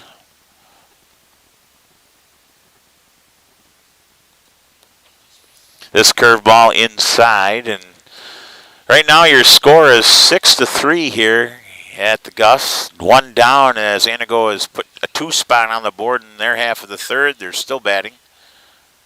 And this fastball right down the middle for number 4, Dane Cornelius, Typhoon catcher, or as someone stated in the chat, Little Corny. So, family member. I don't know if Dane is a Dane Cornelius Jr. or not, or if the rest of his family is pretty tall and good size, just like Dane, or if it's more of a tongue-in-cheek kind of comment. Dane may be the tallest in his family, but they still call him Little Corny, Little Cornelius. Anyway, 6-3 pitch for Bills. This one hit to the third baseman. He'll throw it over to the second. He'll turn it to first, but not in time, so they're able to get the lead runner on the fielder's choice by Cornelius. Nice job by the third baseman over there. Almost turned the 5-4-3 double play. Those round-the-horn double plays are a challenge, and we have a courtesy runner for Dane. 2 down here in the Antigo half of the third. And now the LaCrescent coach out talking to Austin Armga about probably the last play. I don't know what we were talking about here. So I don't know if he's talking interference or something or whatever. I don't know.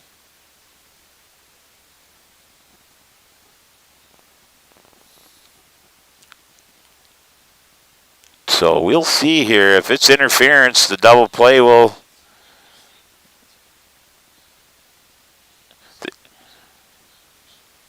Yeah, he made the throw, but still, if there's interference, if the throw attempt is there and they feel interference was there, they might get that double play, that 5-4-3 double play. We will see. Got a little discussion going here between Austin Armga and now Austin going to the crew chief, Randy Armga.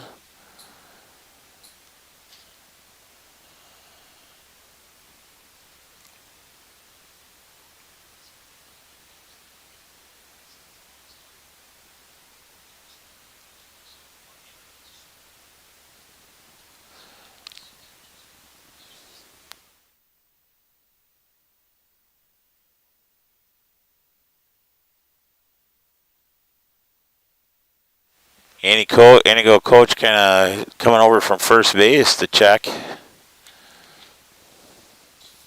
Right now we got a little discussion between the umpires about the last play.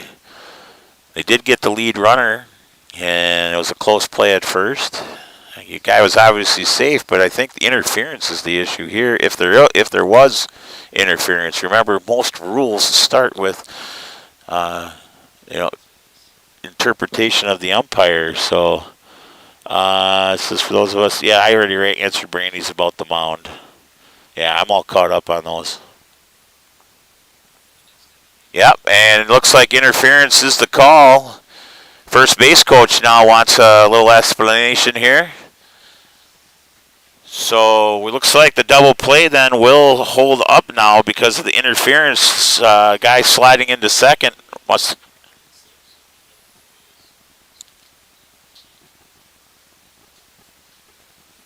So 5-4-3 double play here due to interference, and that'll end the Antigo half of the third.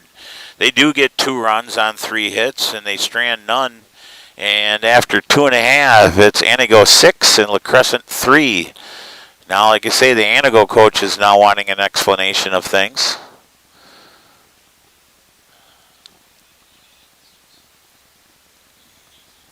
And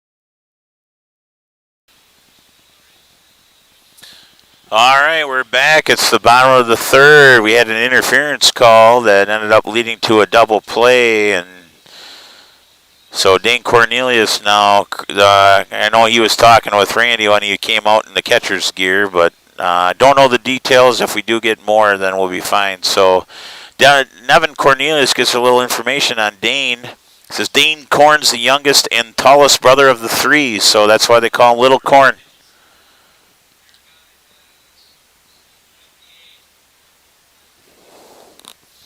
Brings up the big guy, Mr. Steffes. Ryan Steffes leading things off here in their half of the third, LaCrescent half of the third. They're down 6-3, but they've proven that they can come back. They were down 4-0 after half of an inning. And they cut it to 4-3 before Antigo answered in the top of the third with 2 as Steffes drives one to right. And camping under this one is right fielder Will Kubany. And the Cougs hauls it in for out number 1. So thanks, Nevin Cornelius, for that information about your baby brother, the catcher. He's the youngest but the tallest in the family. So that's why they still, tongue-in-cheek, call him Little Corny, or Little Cornelius, or Little Corn.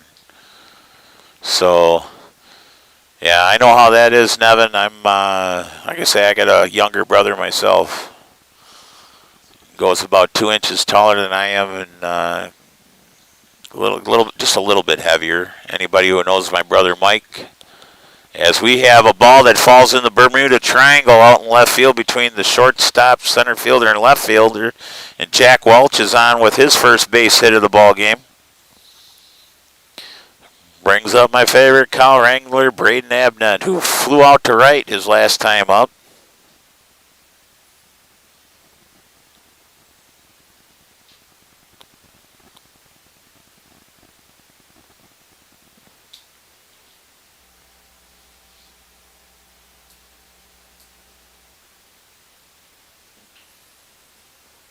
Welcome everybody watching. We got about 35 people on the live stream on Facebook. A lot of fans from LaCrescent and Antigo. They've already posted and given us some background information. Greatly appreciated. Yeah. It's you. They like you better on YouTube. And once again, Braden Abnett flies out to right, keeping that right fielder busy for the second time and 2 at-bats. And we're looking at 2 down right now for LaCrescent as the designated hitter, Lucas Hafner, comes up. Last time up, grounded out to the first baseman to end the LaCrescent half of the first. He's looking for his first base hit against Schettelbauer. Schettelbauer with a big curve ball for strike 1. Took something off that one. That one is a little bit slower than his other ones that he's thrown. There's other ones that he's throwing at, giving a little bit more of a slider action than a curveball. This one, he took something off, and that thing broke right at the last second, down and away. Hafner swings and misses at this one. Count now 0-2 as he smacks his bat down in frustration.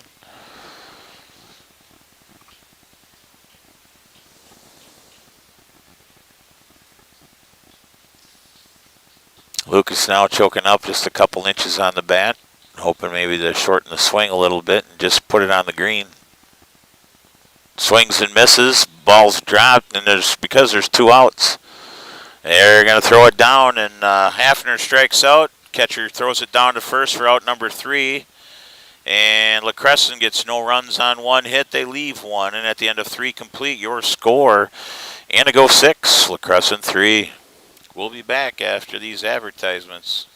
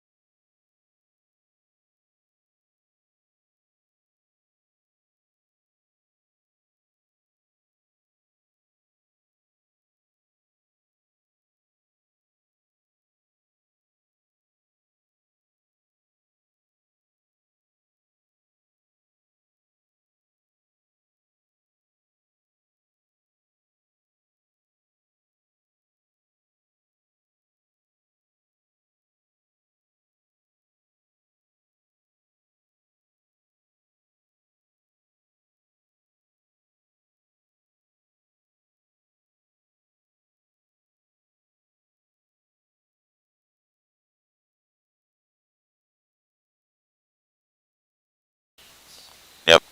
All right, we're back. It's the top of the 4th. Antigo leading LaCrescent 6-3, and then we got an explanation from home plate umpire Randy Armga about that interference.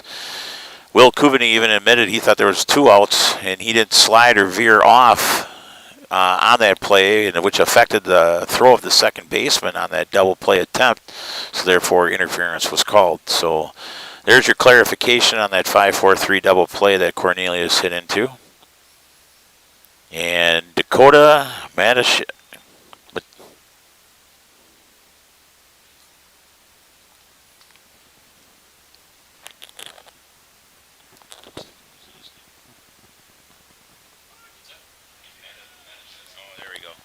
Dakota Matiszewski will lead things off. I lost the SK and I in my scorebook here. I kind of wrote it up and away.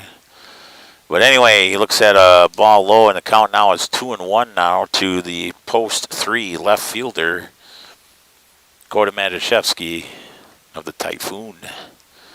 This pitch, a little change, a little from Bills, and this one's fouled straight back. Count now 2-2.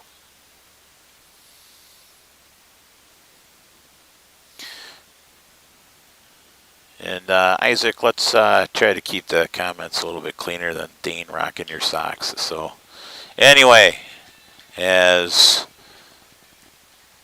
Matiszewski leads things off with a leadoff single to right and brings up the pitcher, Austin Schettelbauer, who's 1 for 2 today with a double and a run. And last time grounded out to the pitcher in inning number 2. So hoping to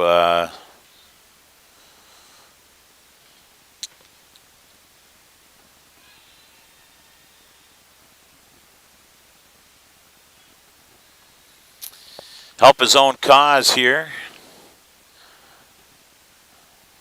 Trying to advance the runner as Dakota led off with the base hit. He bunts one. He pushes one to the right, past the pitcher, and hustles down to first for the bunt single. Nice piece of bunting by Schettelbauer. He noticed second base heading over, second baseman Poppy covering second base, so it left a big gap, and he was able to push the ball past the pitcher into the vacated position. So we got runners on first and second, nobody down for Antigo. It is 6-3. We are in the Antigo half of the fourth. Got a little conference at the mound by the coach from LaCrescent. And Antigo boys gather over there down by the third base line to their coach.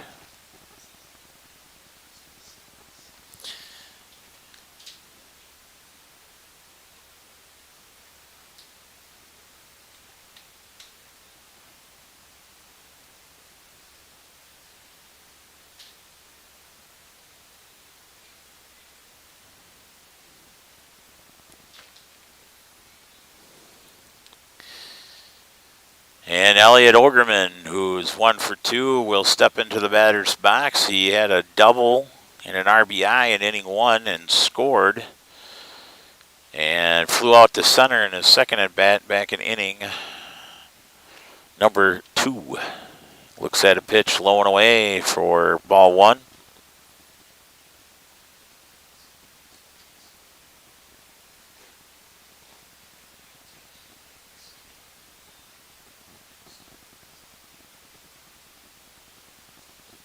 Next pitch, squares to bunt, pulls back. I think kind of seeing how the defense adjusts.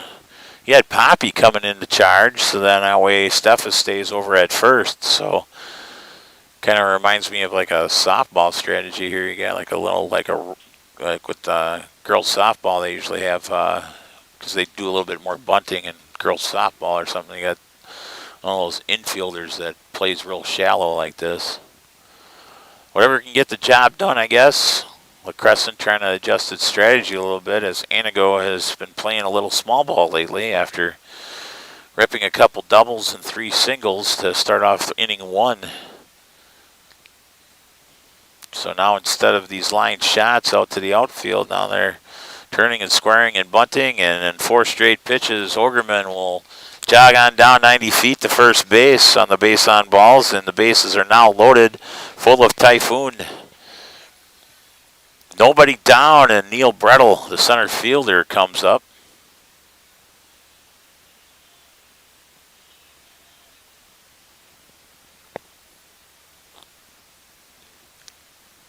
Brettel looks at a fastball up. Count now 1-0. Catcher looking in the dugout. Looks like instructing him to go out and visit a little bit, maybe change the signs a little bit or something with bases loaded, who knows, or just to kind of go out there and calm him down, because the manager, obviously, if he comes out there one more time, they got to take him out. And the second visit in the inning usually results in you got to take the pitcher out. So I don't know if it's like the major leagues where they count mound visits, so that was considered a mound visit. And on that, we got a line shot to center, and this one snared in the air in front of the warning track by the LaCrescent center fielder, and runners will end up tagging all around here, and got a sacrifice fly from Brettel for his first RBI.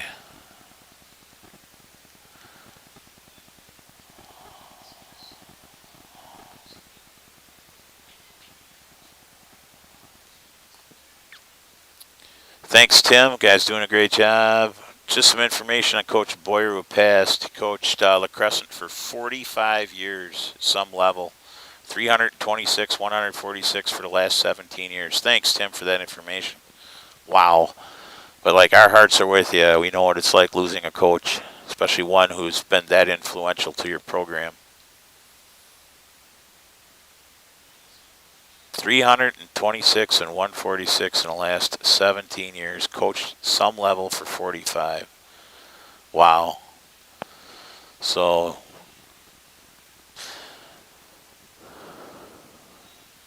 like I say, no other player in our program's going to wear number 6. Hopefully, maybe that's the idea you guys have out there in LaCrescent, that no personal or coach or player will wear the 44 unless it's a relative of the coach. I know Coach DeBoer's son, Colin, was the last person to wear number 6. And on that, Connor Cole stays hot with a line shot to center.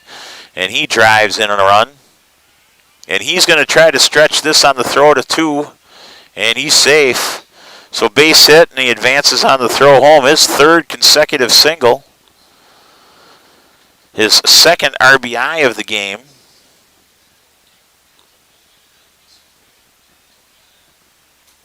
Ogerman over there at third. Shuttlebauer scores on that.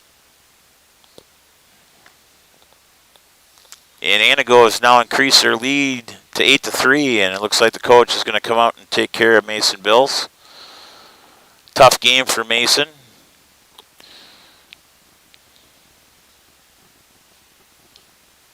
And Bills will be heading in the direction of probably third base. And we got a new pitcher here as Bills goes 3 1/3.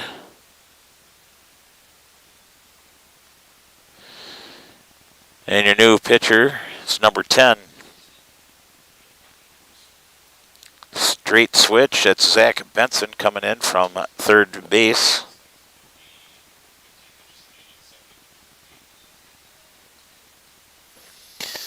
Tough outing for Bills, but thing is LaCrescent, I'll tell you, they got some moxie, and the thing is don't count them out, because after being down 4-0 early, they cut into the Antigo lead to make it 4-3, and now Antigo is now answered with 4 unanswered to make it 8-3. So we got Brandy Steffes. My brother Ryan Steffes is the youngest. Don't stop him from giving me hand-me-downs. Oh, another one of those deals where you got a brother that's bigger than you.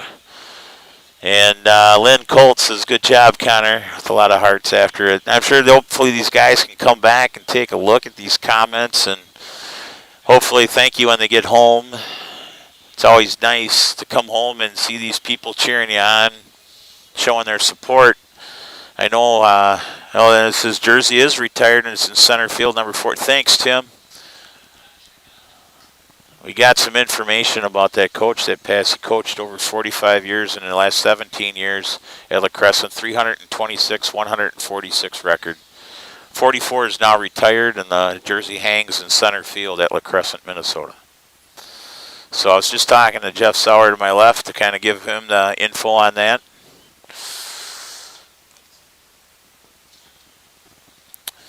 And the big guy steps up, Mason Gray. He's 2 for 2, a single and a double.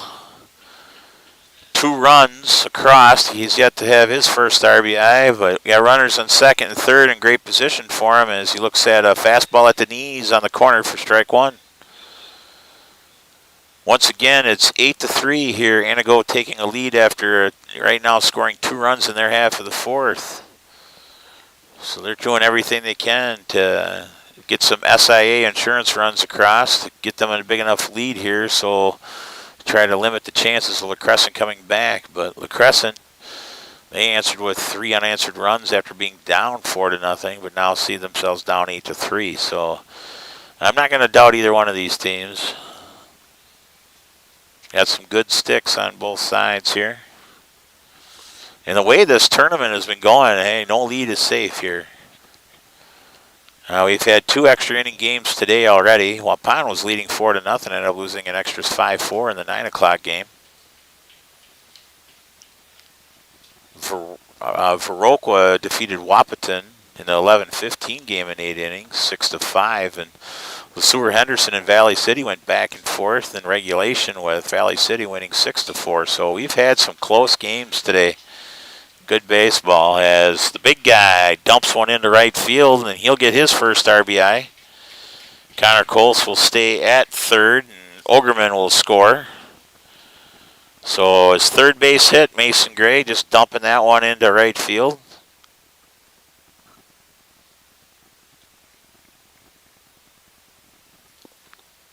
And Antigo increases their lead 9-3.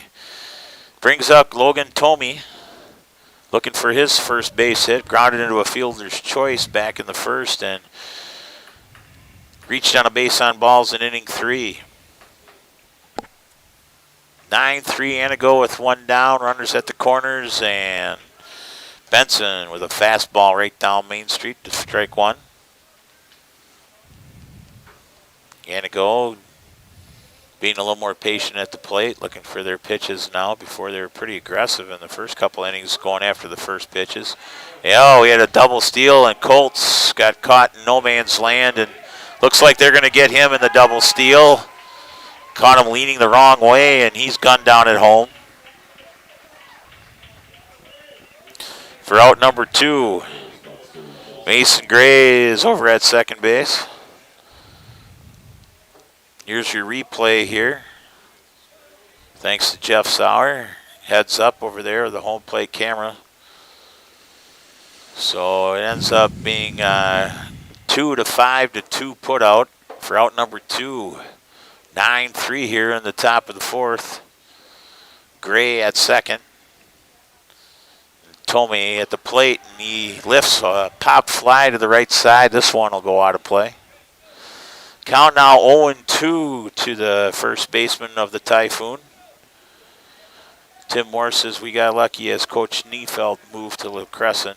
He coached Shakopee, Minnesota Senior League for 16 years. Great, and hope we get many years as well out of him. So, yeah, we've been fortunate too. Derek Stanky was an assistant coach under Kevin DeBoer, and basically then as soon as, like I say, Kevin passed, or close, he was ready to, he didn't pass quite yet, and the board approved him being our head coach. And then Kevin, it just seemed like the next day, and then passed away because I think he was at peace with the decision. So it's kind of weird, things like that. But thanks, Tim, for all that background information on Coach Neufeld.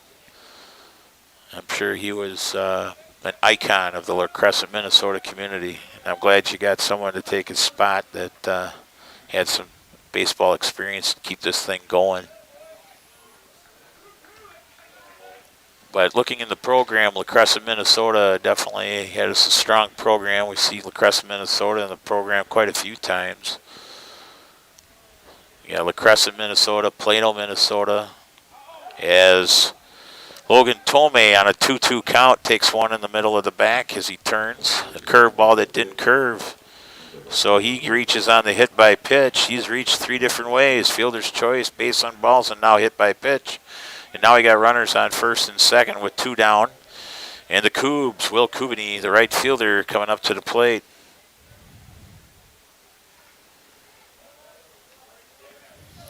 The Cougs is 1 for 2. He has a base hit and 2 RBIs in this game. First time up, popped out to the first baseman in foul grounds.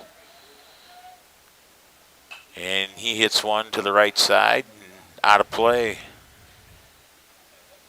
Cougs a little bit behind that fastball. 0-1 now. It's 9-3 Antigo in the top of the 4th. As this fastball just misses outside. Benson hoping for that one. Kind of smacks his thigh a little bit. Either frustrated with himself or the call. All these players are very competitive and trying to look for any little edge they can get throughout this tournament. And the Cougs ends up hitting a base hit to right field, and Gray is on his way around third base, and he'll be standing up and increases the score to 10-3 with that SIA insurance run. Cougs with his second base hit and his 3rd RBI of the ball game. Mason Gray touches the plate for the 3rd time, his 3rd run. So he's been a busy guy on the base paths. Logan Tomei over standing at second base. And 4 runs here in the top of the 4th for Antigo, and the score 10-3. Is number 4, Dane Cornelius, the youngest yet tallest of the kids in the Cornelius family. His brother Nevin posted saying that they still call him Little Corn in the family. Kind of a little tongue-in-cheek comment. As he looks at a fastball knee high. Count now 0-2 quickly to Little Corn, Dane Cornelius, the Typhoon catcher. Dane's done a good job. And I'm guessing, Devin, out there, if you're listening, I'm guessing, like, I know I have a son that's 6 foot 4.5, and I have another son that's 5'9". They're 4.5 years apart. my oldest son, he was the wrestler. He was the health nut and everything, and he was wondering why the heck he ended up being 5'9". And then my youngest son, who was a junk food junkie, who was eating the old sour gummy worms and nachos and salsa and Mountain Dews and stuff, and he ends up being close to 6'5". But we blame that on the swimming pool of the neighbors here. They got some water over there that everybody that swims in it ends up being over 6 feet tall. Steve Winterheck nodding his head. That's his mom and dad's house there. I don't know. I swam in it a couple times. I think I grew a half an inch. As Cornelius grounds out to the shortstop, and he makes a nice backhanded play to retire him to end the Antigo half of the fourth. Antigo brings across 4 runs on the 4 hits. They leave 2. And at the end of 3.5, your score is Antigo 10 and LaCrescent 3.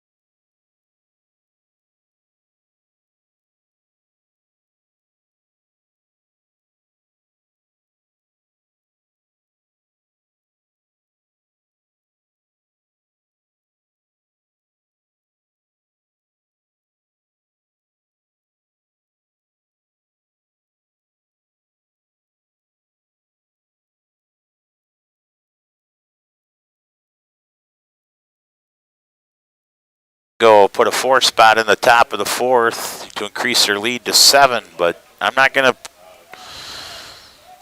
LaCrescent, they battled back when they were down 4-0 and made it 4-3, but let's hope they can battle back as Zach Benson, now the pitcher for LaCrescent, comes up. He's 1 for 1 with a single, and he ended up scoring back in the second as he pops one to right field. And this one hauled in for out number 1. Next up is Eli McCool. He had a sack bunt that moved Benson over to second base his last time up, so he's 0 for 0. He ended up getting thrown out in a close play. Third baseman able to make a play on Eli McCool. This name is familiar to the Waupun people. Eli McCool's older brother was a pitcher, and we ran into him back in the day when we would have these Cross Plains tournaments and other sites.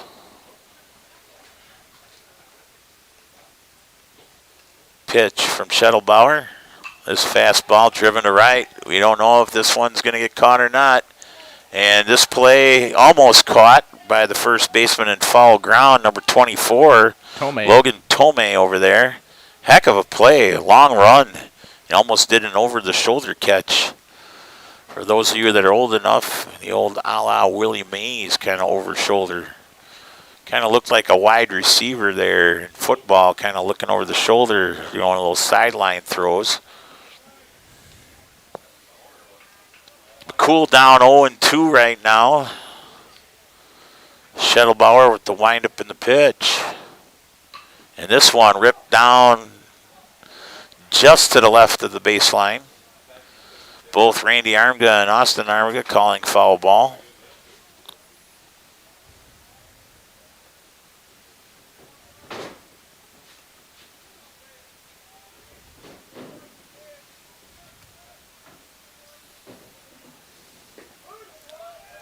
And Eli McCool takes a fastball on the inside corner at the knees, and he's called out on strikes for out number 2.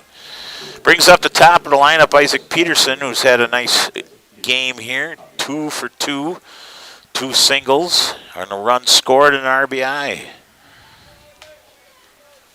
His RBI coming in the second inning on a base hit.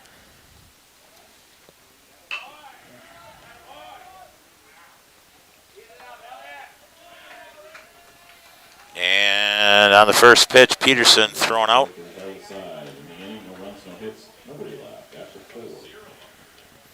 No runs, no hits, and nobody left. And LaCrescent not able to score in their half of the fourth, and the score remains 10-3. Antigo. What happened on that play? I had my head down.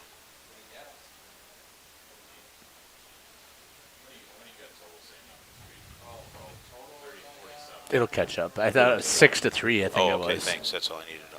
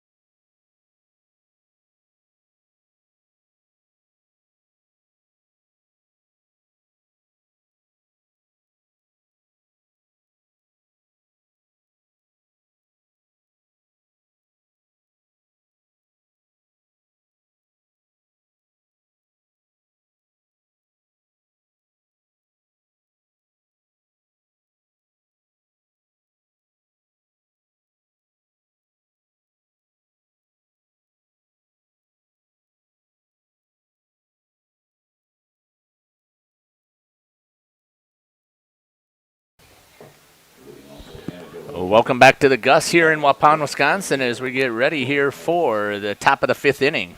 It'll be Dakota Matuszewski leading things off, the Typhoon left fielder. Last time up, he singled and scored back in the 4th. Matuszewski, he's 1 for 2. He grounded out to the pitcher back in inning 1, and then once again, like I said, singled and scored, part of that 4-run 4th as they sent 9 batters to the plate. He led things off with the single in the last inning. Connor Kubany must have a huge following. Queen Jenna gives it a great job to Connor. Yep. And Matuszewski with the line drive single to center for his second base hit of the ball game.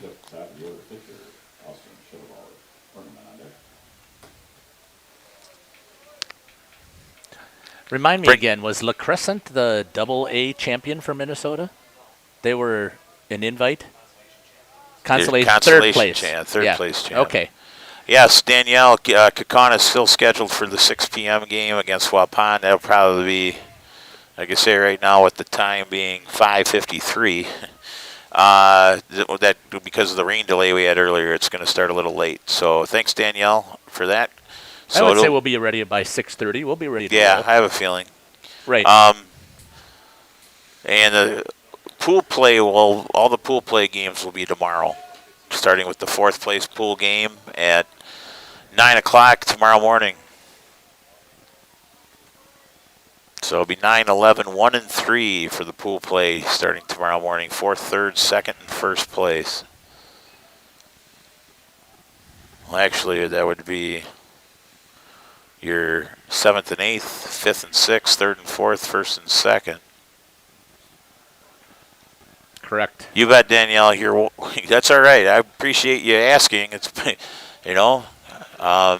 Confucius, I'm a history teacher, once said, better to be a fool for 15 seconds than a fool for a lifetime. So that's why you should tell my 6th graders, ask questions, because, I'd rather have you ask questions and not ask at all, and then you don't even know the answer to it. So No problem. So obviously Danielle anxious to watch her Kokana Angels.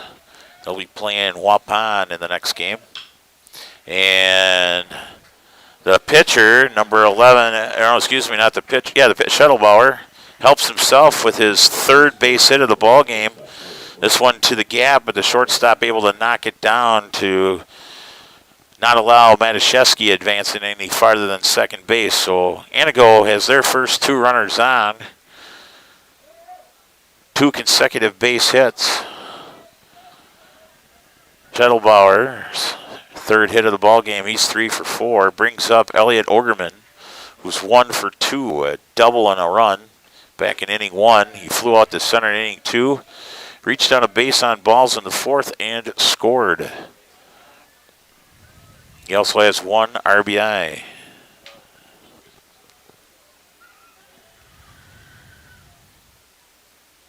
1-0 pitch coming to Ogerman, the shortstop. He squares the bunt. He puts this down the third base line, and the pitcher, Benson, will let this go. And the count now is 1-1.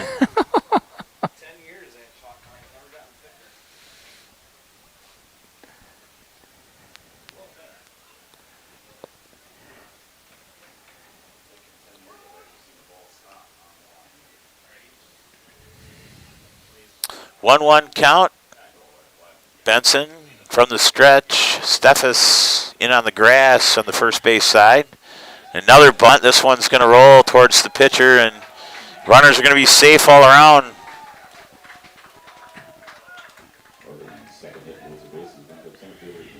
So Ogerman with his second base hit of the ball game.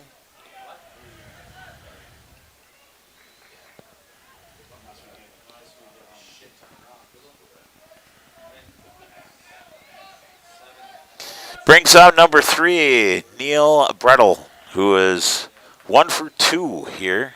He's got a single in inning 1. He flew out to right in inning 2. Had a sacrifice fly in inning 4. Got a meeting at the mound here. The coach is going to come out.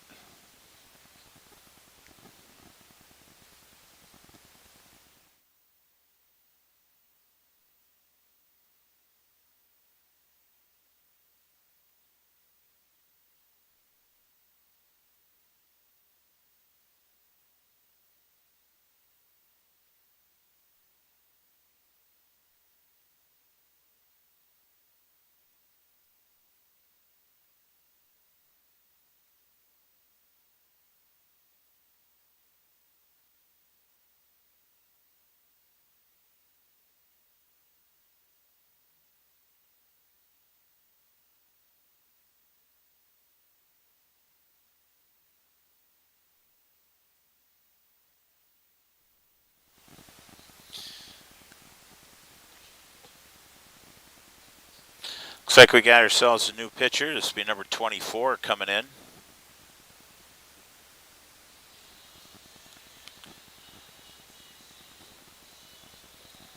And Zach Benson, 2/3 of an inning pitched. And it's, once again, number 24, Sam Erpenbach.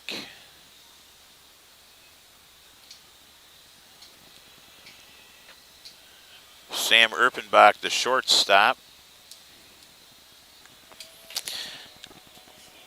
He's being DH'd for, so I have a feeling that they'll just keep that rolling and do like a straight change.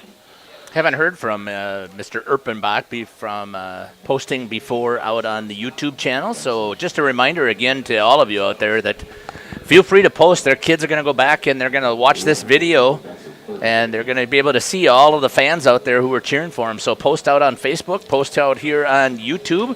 We'd love to have you telling us where you're listening from and who's your favorite player and what team you're cheering for. And again, continue to share a little bit of information about the players here in the top of the 5th. Once again, we are in the top of the 5th, the Antigo half of the 5th, and they lead 10-3.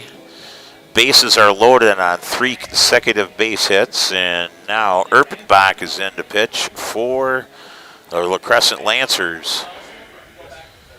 You got Neil Brettel coming up to the plate, looking to add some SIA insurance runs.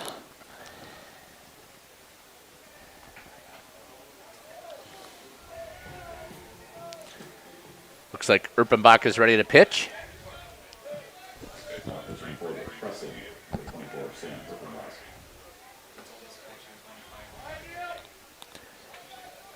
All right, here we go. Neil Brettel in the box.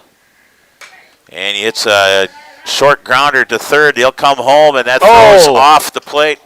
Catcher's down. As he had to jump up, and the runner was sliding, so hopefully he's okay. Kind of reaching for his right hip, but come home, and that throws off the plate. Catcher's down. As he had to jump up, and the runner was sliding, so hopefully he's okay. Kind of reaching for his right hip, but was on the errant throw. And then a couple other runners advance. Shuttlehofer scores. Shettlbauer, excuse me. Yep. And Ogerman's over at third, and Brettel on the fielder's choice standing at first, and it's 2 runs added here for Antigo.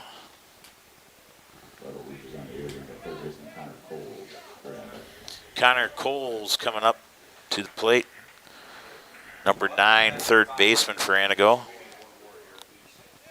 No, he's got quite a following. He's 3 for 3 today. He's got 3 singles, 2 runs, 2 RBIs. Could have had one more run, but he was caught stealing in that rundown back in inning number 4. Looks at a fastball strike.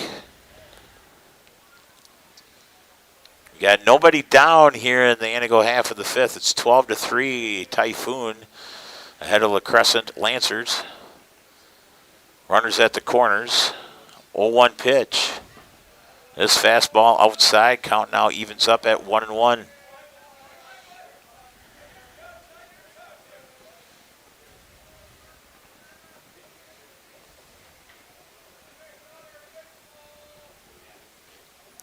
Sam Erpenbach kind of with that the curve ball that just tickled the inside corner. We got a few people from Antigo trying to do their version of umpiring over here from the stands. I guess a 9-run lead isn't quite enough, so we got to make sure that we let the umpire know.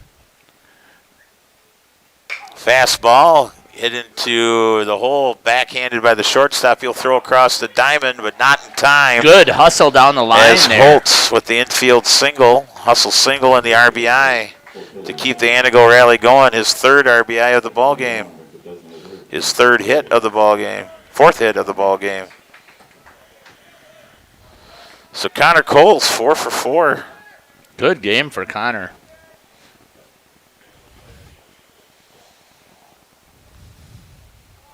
His 3rd RBI of the ball game.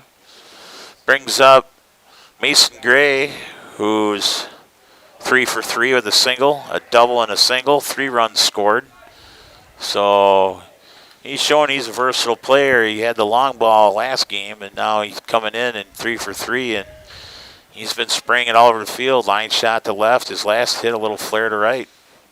Curve ball inside. Count now 1-1 to Mason Gray. I almost called him Sonny Gray. I think Sonny Gray is a pitcher for the Cincinnati Reds. 1-1 pitch from Erpenbach. This curveball in the dirt, and the count now 2-1. Nice scoop over there by the catcher. I would agree with you. Repeats. That man does have wheels as he was flying. We'll call him Speedy Gonzalez. Repeats, one of Connor's biggest fans. Fastball outside from Erpenbach. Count now runs to 3-1.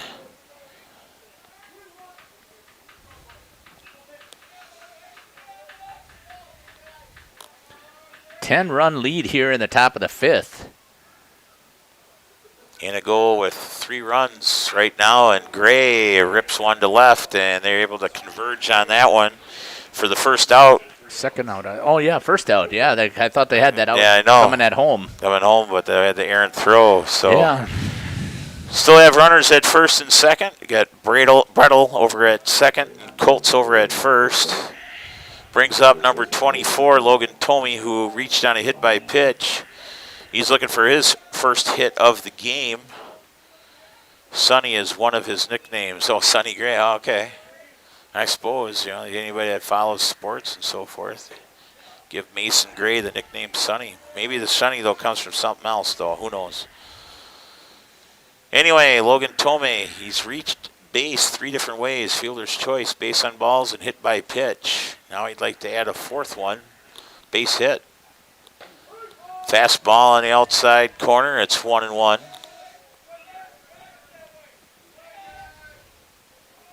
Thanks, Sandy Robrecht, with the information. Typhoon leading right now, 13-3 with 1 out in their half of the 5th. Rippenbach took something off on that one. Didn't quite get to the plate, so it looked like a changeup of some kind. Yeah, we just, like I say, the broadcasters, if they don't know, they'll just say off-speed pitch. I've heard Bob Euchre say that a few times. He didn't know whether it's a curve or a changeup, so he would just say he might have been off-speed. seeing 2 balls at the same time. Who knows? Pitch outside from Erpenbach. Count now runs 3-1 now to Tomey. Kaukauna-Waupun game probably going to start about 20 to 30 minutes after this one. And then they're looking at pool pay starting on tomorrow as a big hit to left center field. And Logan Tomey will reach base a 4th different way today as he's able to drive in a run and increase the lead to 14-3 Antigo with an RBI. So he got his first hit of the ball game and his first RBI of the ball game. And Neil Brettel will score on that one, and Colts will head on over to third. So runners at second and third on that RBI double by Tomey. So once again, just as a reminder, Antigo was the Double-A runner-up here in the state of Wisconsin. And coming up is going to be the champion, Kaukauna. And LaCrescent was 3rd place at their Double-A. Brings up Will Kubany. He was the pitcher yesterday for Antigo, now playing right field today. Coobs made one heck of a play on a bunt attempt yesterday, pouncing off the mound and catching it. And now Coobs right now is 2 for 3 with 2 base hits, but 3 RBIs. Looking to add some SIA insurance runs.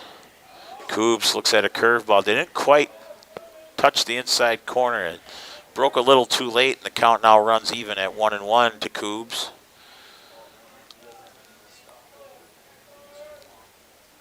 Erpenbach from the stretch, the pitch. This one, fastball outside corner, and Coobs hits that one out of play to the right side. 1-2 now to the Typhoon right fielder. Post 3, Antigo, Will Kubany.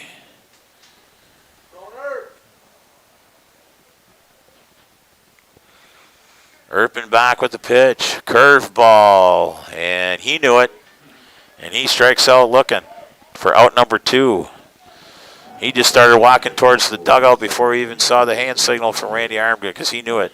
Good pitch by Erpenbach there. Nice kind of pitch. Neo-buckler. Yeah, those are the types of curveballs. Those are tough ones. Brings up Dane Cornelius, the youngest but tallest of the siblings in the Cornelius family. As he rips one to the left side, foul, line drive. He's reached with a single back in inning number 1. Grounded into a 5-4-3 double play in inning 3 due to an interference call. And grounded to short back in inning 4. So he's 1 for 3 with 2 RBI. He's the 9th batter to come to the plate here for Antigo. Antigo with another 4 spot in the top here of the 5th inning. They lead 14-3. Steve Arnold is, I heard that they say that they'll start 20 to 30 minutes after this game. Thank you, Steve. So well, you're the one that just mounts that, so yeah. I'm assuming that's where he got it from. So. Oh, okay. Well, the thing is, he must be responding to somebody else's Yeah. text. And it's Cornelius hits one to left center, and this will clear the bases. He gets 2 more RBIs with his second base hit, a double to left center. Yeah, LaCrescent's going to have a heck of a bottom of the 5th inning in order for us not to end the game there in the bottom of the 5th. They got to get out of this one yet. Yes, First, there's only 2 outs. Right, there's 2 outs. Got to get out of this half and then score some to, not avoid being 10-run ruled. The grounds crew has been really good here. All they got to do is refix that mound, and as soon as that mound is ready to go, we'll be ready to go because lineups are already up here. Got a courtesy runner for the catcher. And Antigo will bring up their 10th batter of the inning. They played at 9 last inning, and then so here's Dakota Matuszewski, who's now with his 3rd at bat in 2 innings. He's 2 for 3 with 2 singles. The single in the 4th, single in the 5th, and we're still in the 5th. See if he can add on. Nevin Cornelius complimenting his brother with a nice rip to left center.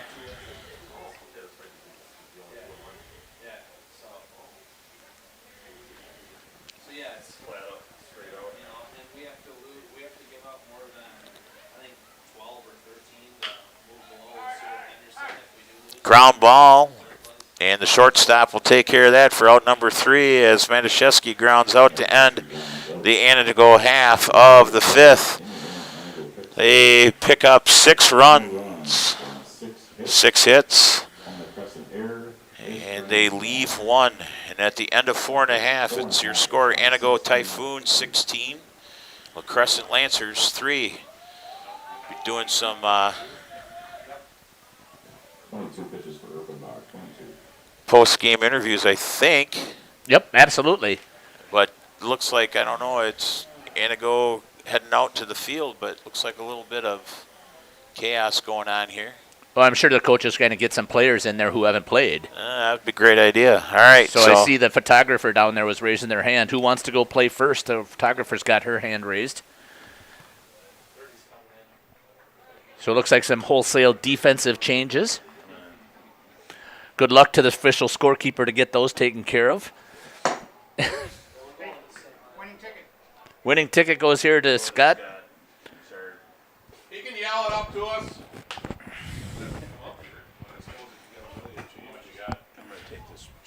Yep. All right, so Jeff Daves is going to go on down and get ready for the. While we're getting ready here, I'm going to run a couple of advertisements for our sponsors.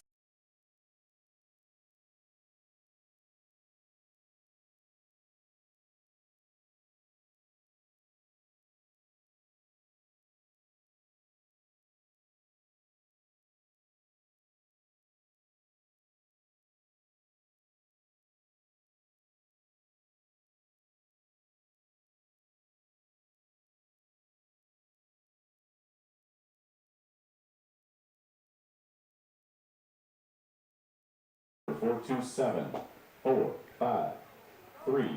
427 453. Thank you.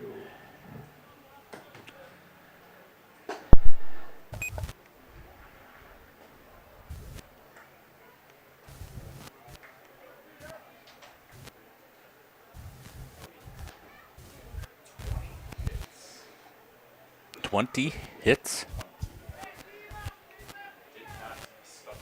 Yes, that is. Now from LaCrescent, second baseman Carson Poppy.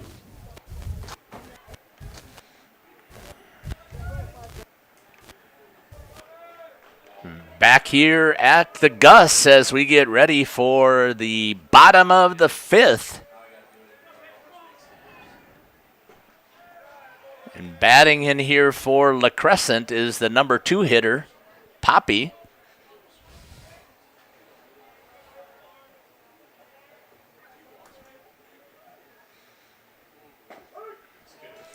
Carson Poppy trying to figure out, see what he's done. He's had 2 at-bats, official at-bats, so no, yep, that's 2 at-bats. So he's getting here for his 3rd.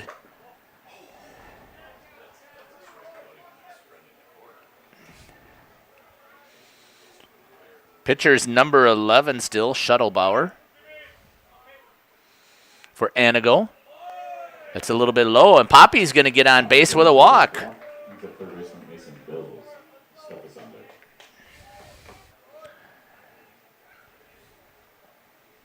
under. Brings up now Mason Bills.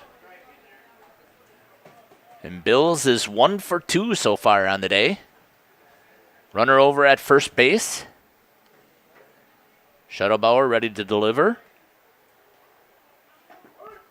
Right in there for a strike. To Mason Bills from LaCrescent.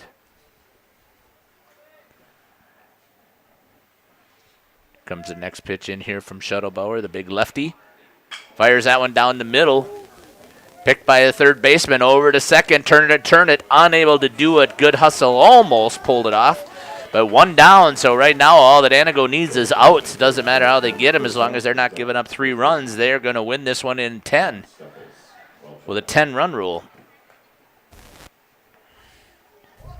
Next batter coming up is Ryan Steffes for LaCrescent Lancers. Steffes is 1 for 2 as well. That one bounces in front. Good block there by the catcher. Is that number 4, the catcher? Is that Dane Cornelius? Thank you. Jeff took the book. I didn't write that stuff down, and I can't count on Game Changer. No.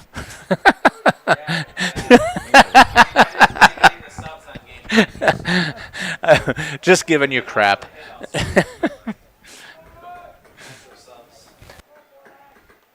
Here comes the next pitch into Steffes. Scoop that one again out of the black BBs is Cornelius.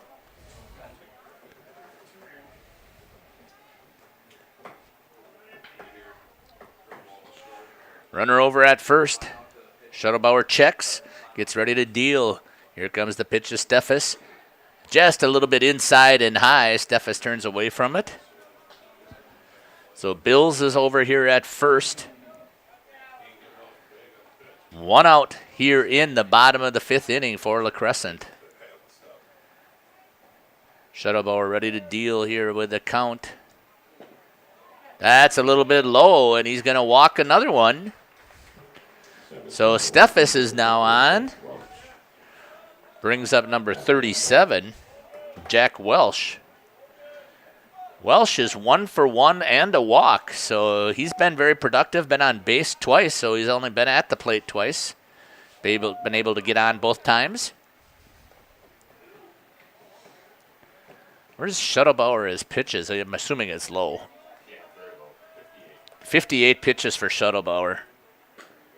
Ooh, on the outside edge, but just a little bit too far outside. That's another ball.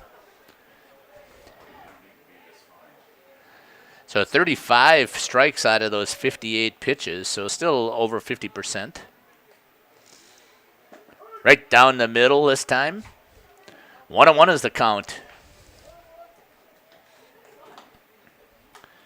16-3 for the Antigo Typhoon over the LaCrescent Lancers. Post 3 and post 595.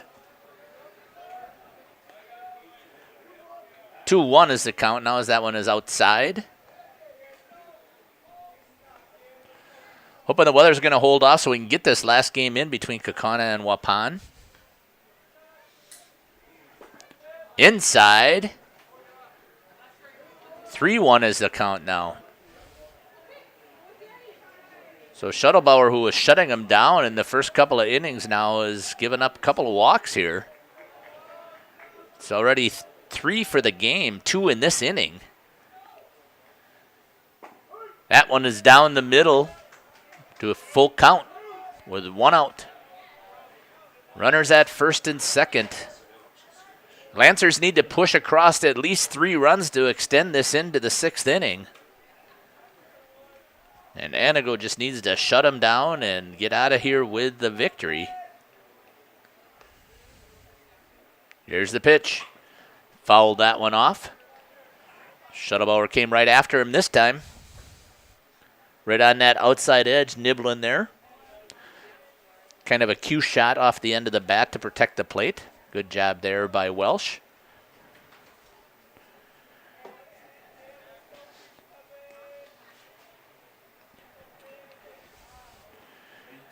Here comes the next pitch. Shuttlebauer on a 3-2 count, 1 out. Oh, a little bit low. And that's another walk. So bases loaded. Brings up Abnett.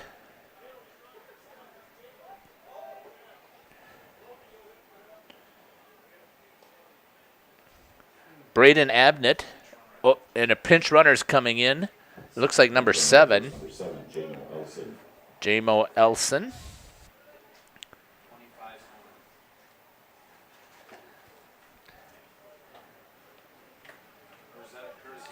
Courtesy runner for number.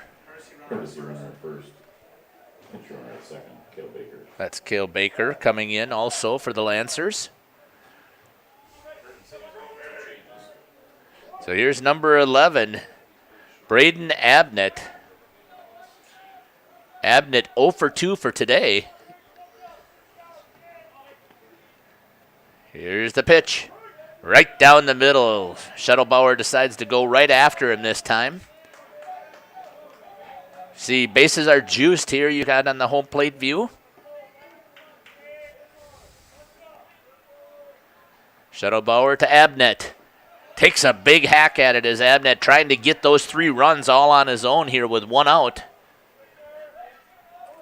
to extend this. Oh, I take it back. He's got to get 4 runs, right? He's got to get it underneath 10 runs. Yeah, 4 runs. So he'd have to put that over the fence.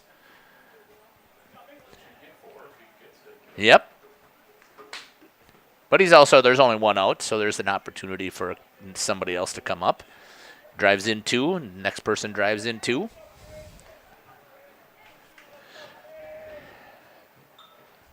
Here we go with the pitch. Fouled that one off. Keeps the count at 0-2.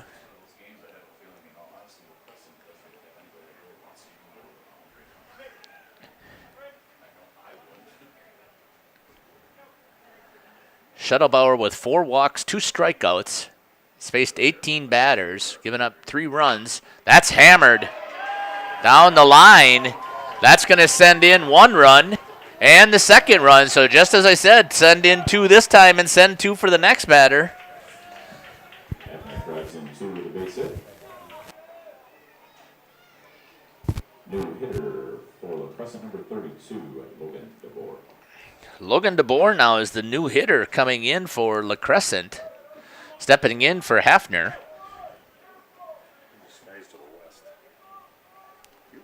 That's beautiful. It is a beautiful shot.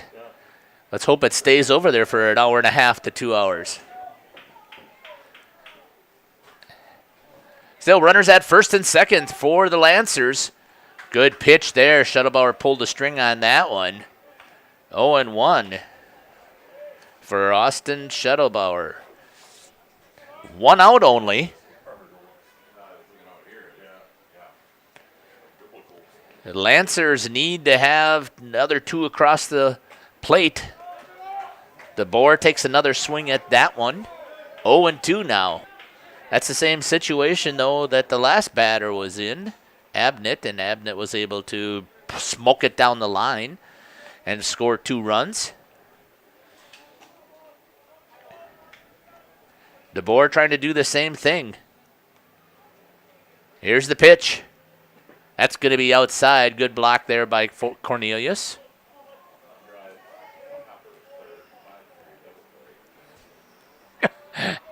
I won't repeat that. Shuttlebauer ready to deliver in here to DeBoer. 0-2 count.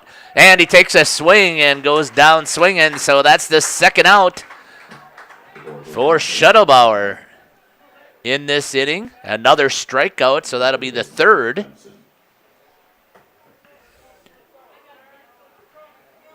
And it brings up now Zach Benson. Benson 1 for 2 and also scored 1 of the runs here.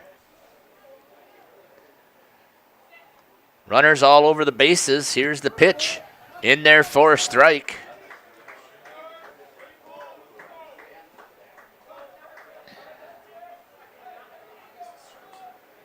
(16-5) is the score here as the Antigo Typhoon with a lead over LaCrescent Lancers. Post 3 from Wisconsin and post 595 from Minnesota. Here at the Central Plains Division II National American Legion Tournament being hosted here in Waupun. Hope you've enjoyed it so far.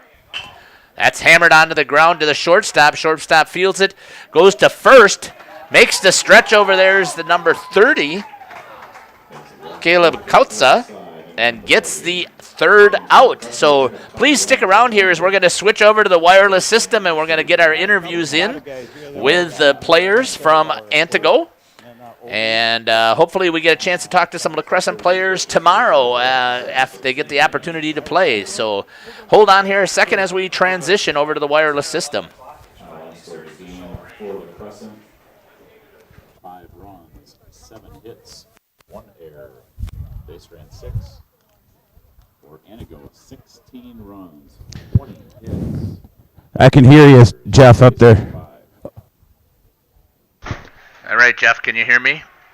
Yeah, I can hear you. I got the headset down. Okay, but you can still hear me, huh? So you can still hear me in the speakers?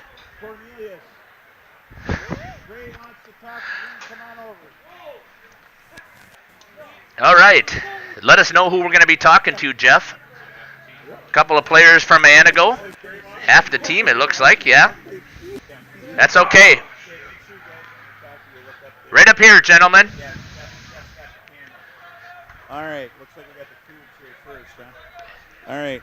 Okay, folks, we had a 6-5 victory in for the Cougs. Will Kubany, he was the pitcher yesterday, but then also I had 2 hits today and 3 RBIs. So what was your approach, Cougs, today?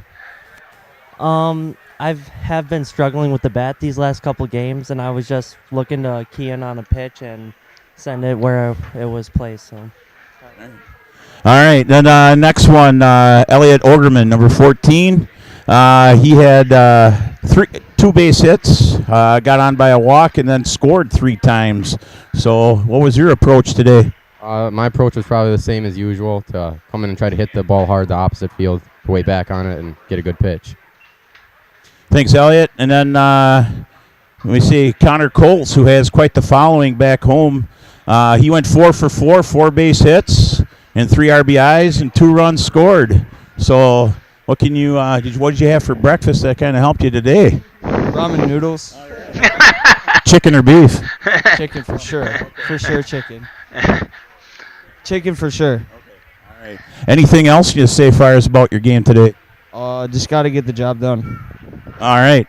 And then Mason, he had the power the last game, but now he had a couple base hits, including a double. You scored 3 times, 3 hits, and 1 RBI. So a little different approach to this game, or the same approach? Well, it's the same approach. I just got to get my hands through early and just get power through the bat. All right, thanks. And then we got Dane Cornelius, the youngest sibling, but the tallest one. We had Nevin telling us about that.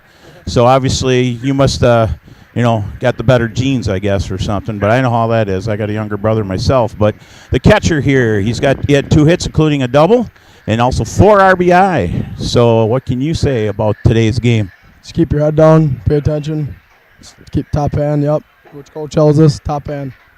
Also, anything with your catching and stuff, and doing a good job back there the whole tournament, handling all the different pitchers. Anything you got to say to the kids, youth kids back there, as far as putting on those tools of ignorance and battling back there as a catcher? Just keep your head down and block the ball, keep it in front of you, and stay square.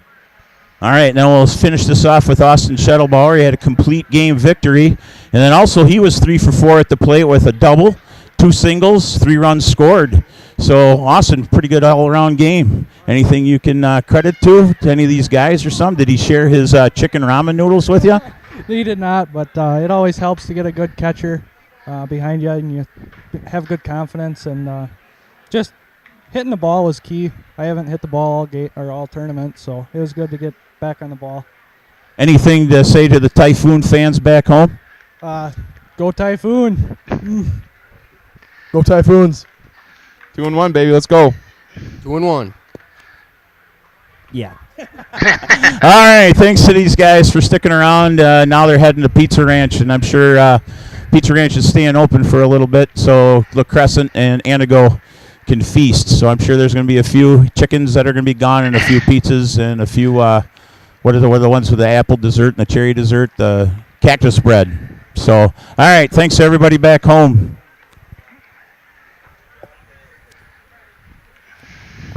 All right. Once again, thank you, Jeff, for the interview.